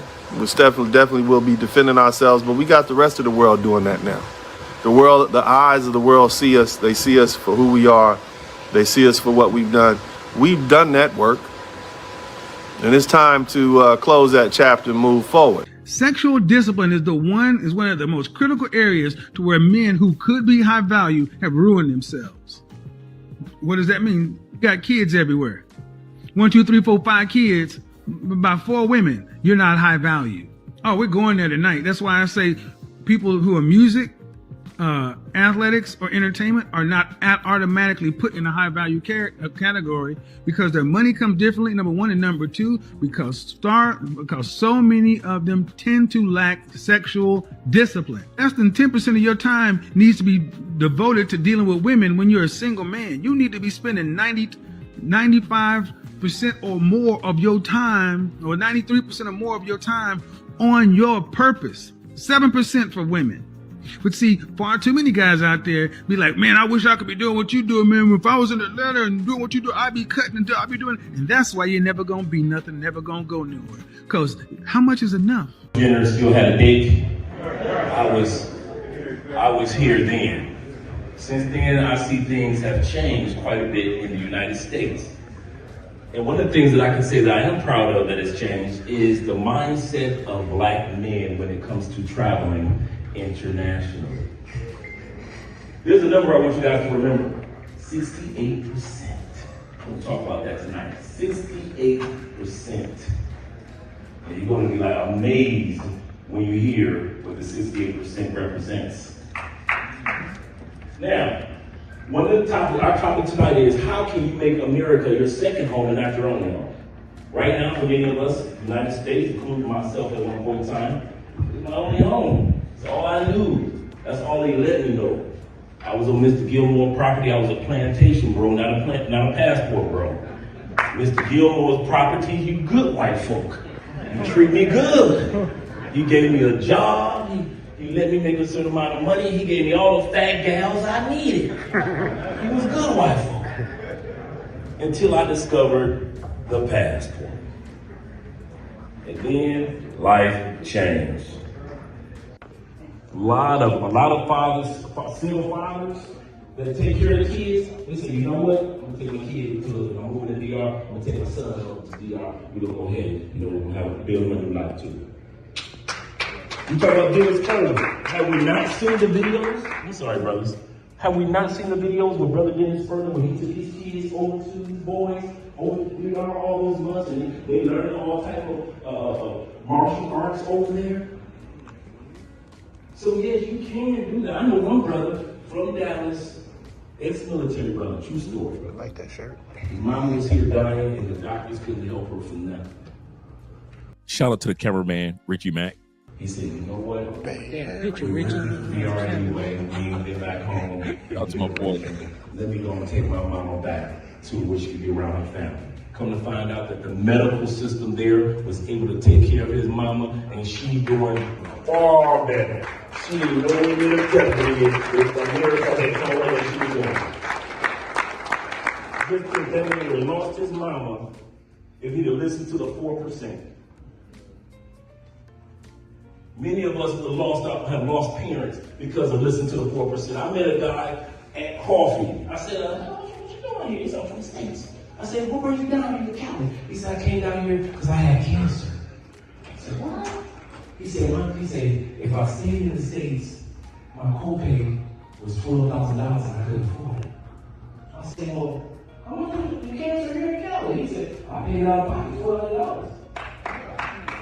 I said, well, what do you get for $1,200? He said, I got crazy, the surgery, the medical, the medication. He said, they put me in a hotel that's for medical, for recovery hotel, and they took care of me. He said, and my son coming down tomorrow just to pick me up and I'm heading back. And that was the second cancer story that I heard of a person coming down to another country. So yeah, brothers are leaving. Tax breaks. Let's talk about tax breaks real quick. Remember I told you guys that 98% of all expats do not pay taxes. We file taxes. Yes, we do. But we get so many tax breaks. Now I see why white folks just want y'all here and they get to travel and do all that stuff. Because they get all these tax breaks and they never tell us about. One is the foreign earned income. In 2025, our tax break is $126,500. What do I mean by that? If you're making money like Theo, your first $126,000 is free. Tax free. That's why 98%. That's why 98% of expats don't pay or owe taxes, because most of them don't make that amount of money, do they? I'm finally somewhere in my life that I didn't even know existed, yo. You know what I'm saying?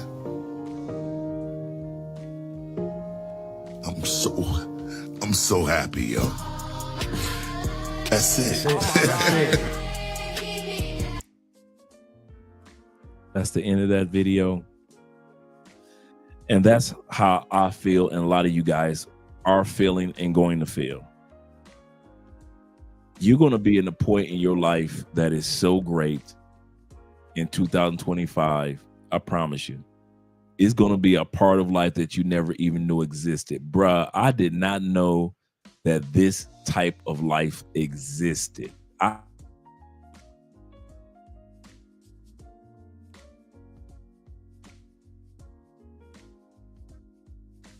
Existed. I didn't know this type of healthy foods existed.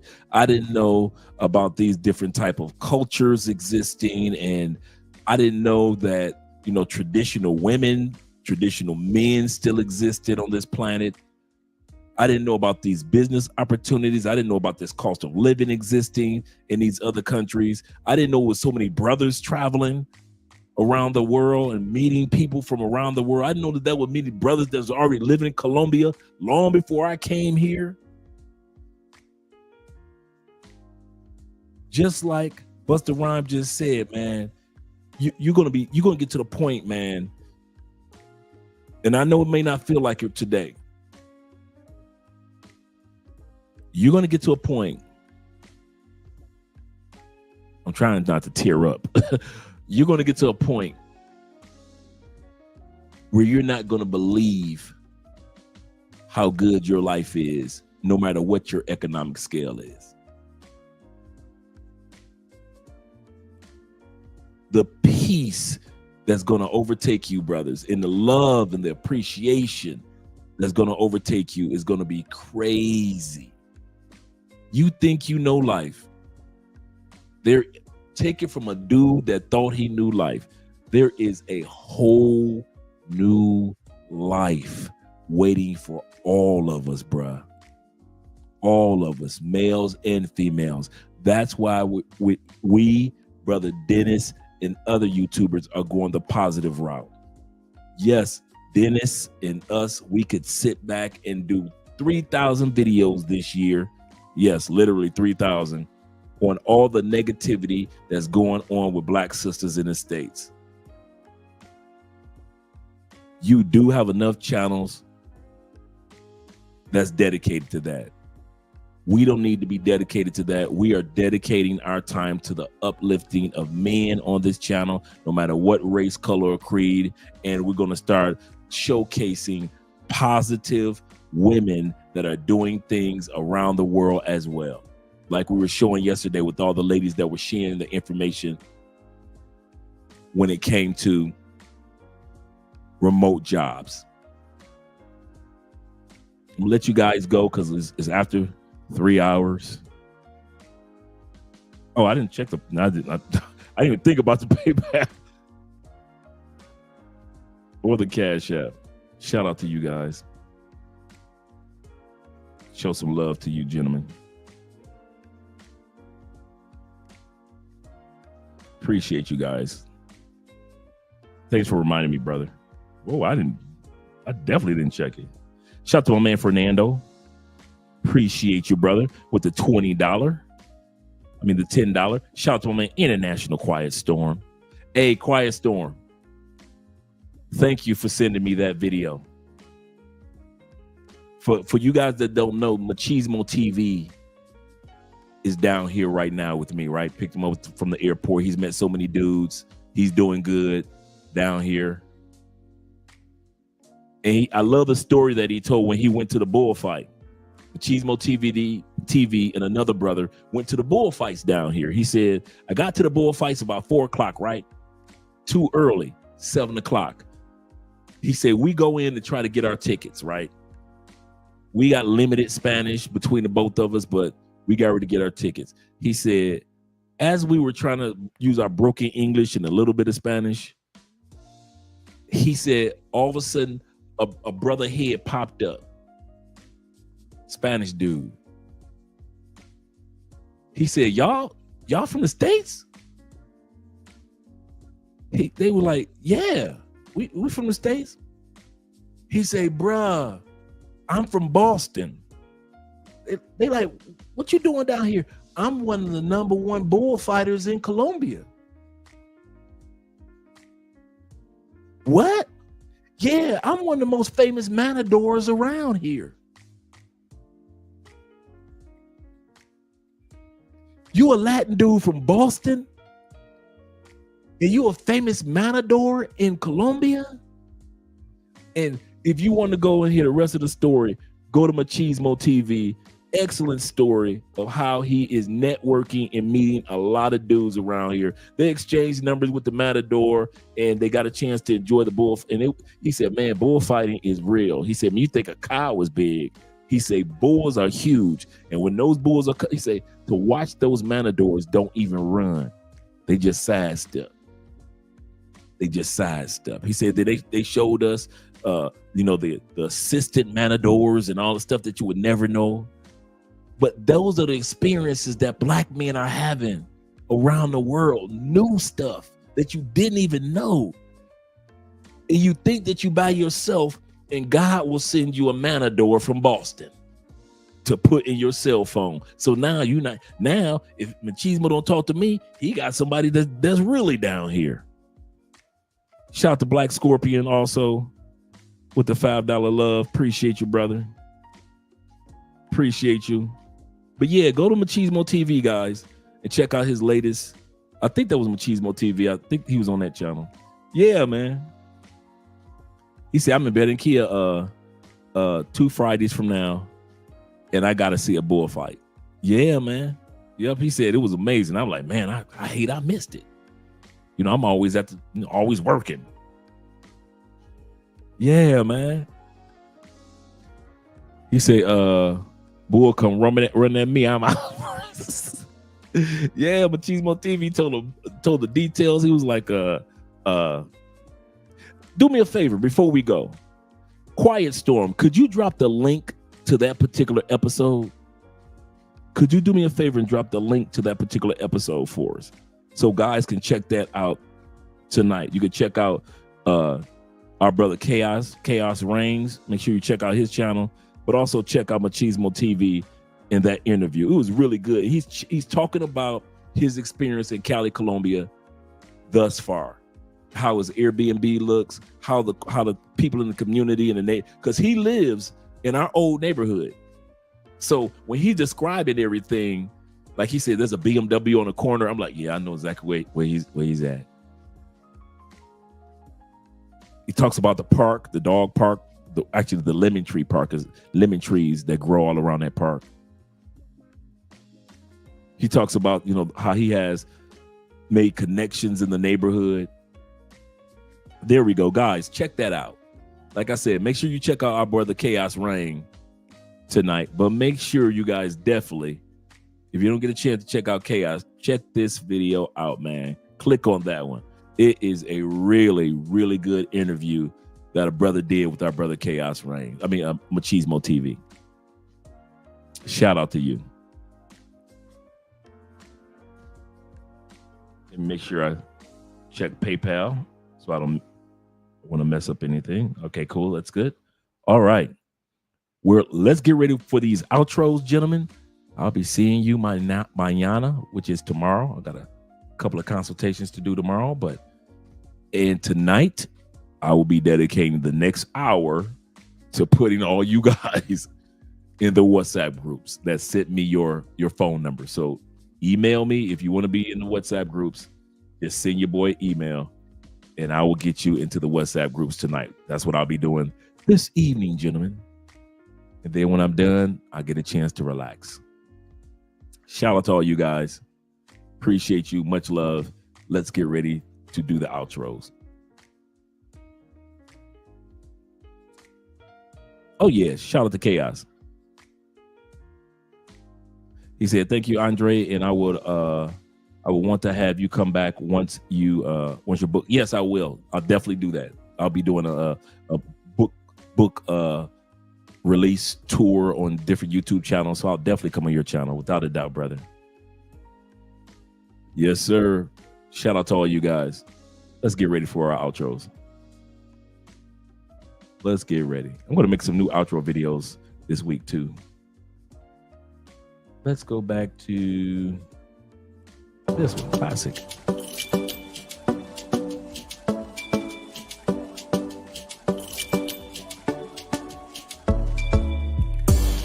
Det var första gången vi möttes. Våra blickar bara möttes. Kommer du ihåg det igen? Kommer du ihåg igen? Du vill ha ice little fingers. Då du vet det chalas. All in, ingen broms, schackmatt på din vänster hand. Du är så viktig baby. Ja, du allians. Du är försiktig baby. Men du gav mig en chans. Det är 50-50 baby. Men det är balans. Jag växlar upp med dig baby. Ingen annan. Det var fan ingen dans på någon ros innan jag träffade någon som det. Som det, baby. Det var fan ingen dans på någon ros innan jag träffade någon som det. Du är mitt liv, baby. Aldrig titta på någon annan, varför du med annan? Fan var med mig baby. Aldrig lita på någon annan. Finns ingen annan jag vill ha min Sakarina. Låta oss se ingen sinna. Jag kommer alltid ride with you. 100 gubbar klart die for you. Du är så viktig baby. Ja, du allians. Du är försiktig baby. Men du gav mig en chans. Det är 50-50 baby. Men det är balans. Jag växlar upp med dig baby. Ingen annan. Det var fan ingen dans på någon ros innan jag träffade någon som det. Du är mitt liv baby. Det var fan ingen dans på någon ros innan jag träffade någon som det. Du är mitt liv baby. Visa mig vart du finns. Du kommer väl till min city? Nej, jag vet att det finns. Kom då, det är bra lives and all nights, yeah. Jag vet att jag min kör det. Skön social smuggle lady. Jag tvivlar det. Visa mig vart du finns, yeah.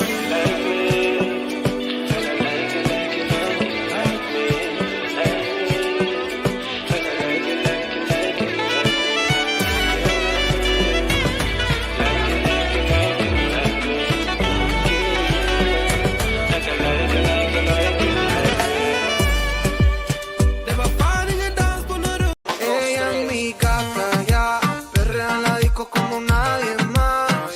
Ella es mi gata, yeah, ella es mi gata, ya, ya, ella es mi gata, ya, perrea en la disco como nadie más. Ella es mi gata, yeah, ella es mi gata, ya, ya, ya, ya. En fiesta es que no pierde ni una, es de aquí, pero parece de cuna. Pero así no le piche a ninguna. Criminal como una para ella sabe que de la disco no la van a quitar. Los fines de semana son tan sentos, hay que vacilar. Ready, con ropita cortita para janguear y tirar. De mí se deja llevar, combina la ropa con tu actitud, es que dominas. Chica con esa virtud, rompe bocinas. No hay nadie como tú, como tú, como tú, como tú, ya, ya, ya. Combina la ropa con tu actitud, es que dominas. Chica con esa virtud, rompe bocinas. No hay nadie como tú, como tú, como tú, como tú. Ella es mi gata, ya, perrea en la disco como nadie más. Ella es mi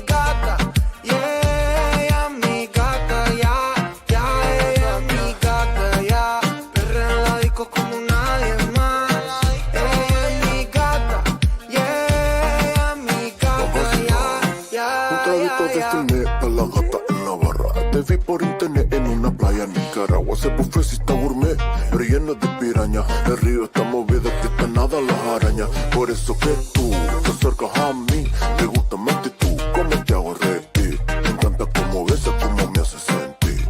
Eres especial, eres sola para mí. Y si nos vemos en Bahamas, ahí no hay nadie que nos daña. Una copla de madrugada, ya lo sabes, tú mi reina y yo tu rey. Estamos listas en Bahamas. Aquí hay bellas madrugadas, romanteo en la playa. Ya lo sabes, tú mi reina y yo tu rey. Ella es mi gata, ya, perrea en la disco como nadie más. Ella es mi gata, yeah, ella es mi gata, ya, ella es mi gata, ya, perrea en la disco como nadie más. Me gusta gozar así la tiene unos traguitos de Fernet, pasarlo, no solo tal vez.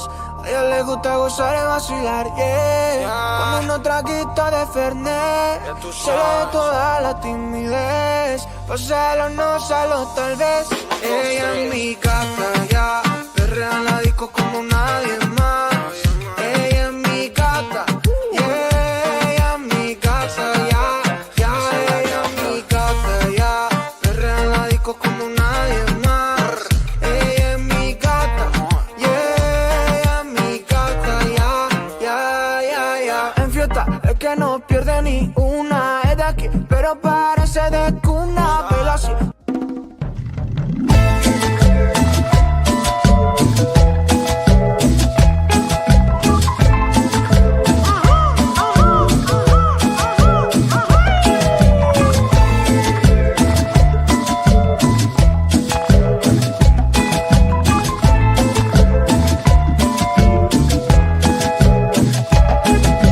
Viene de allá abajo, del otro lado del charco, cancha de tierra, sudor, esfuerzo y trabajo, madre de humildes, de poco descanso, reina de la noche, bulla, festejo y relajo. Cumbia y nos vamos a viajar, cerca, cerquita de la mar. Cumbia, mis lentes pa' mirar.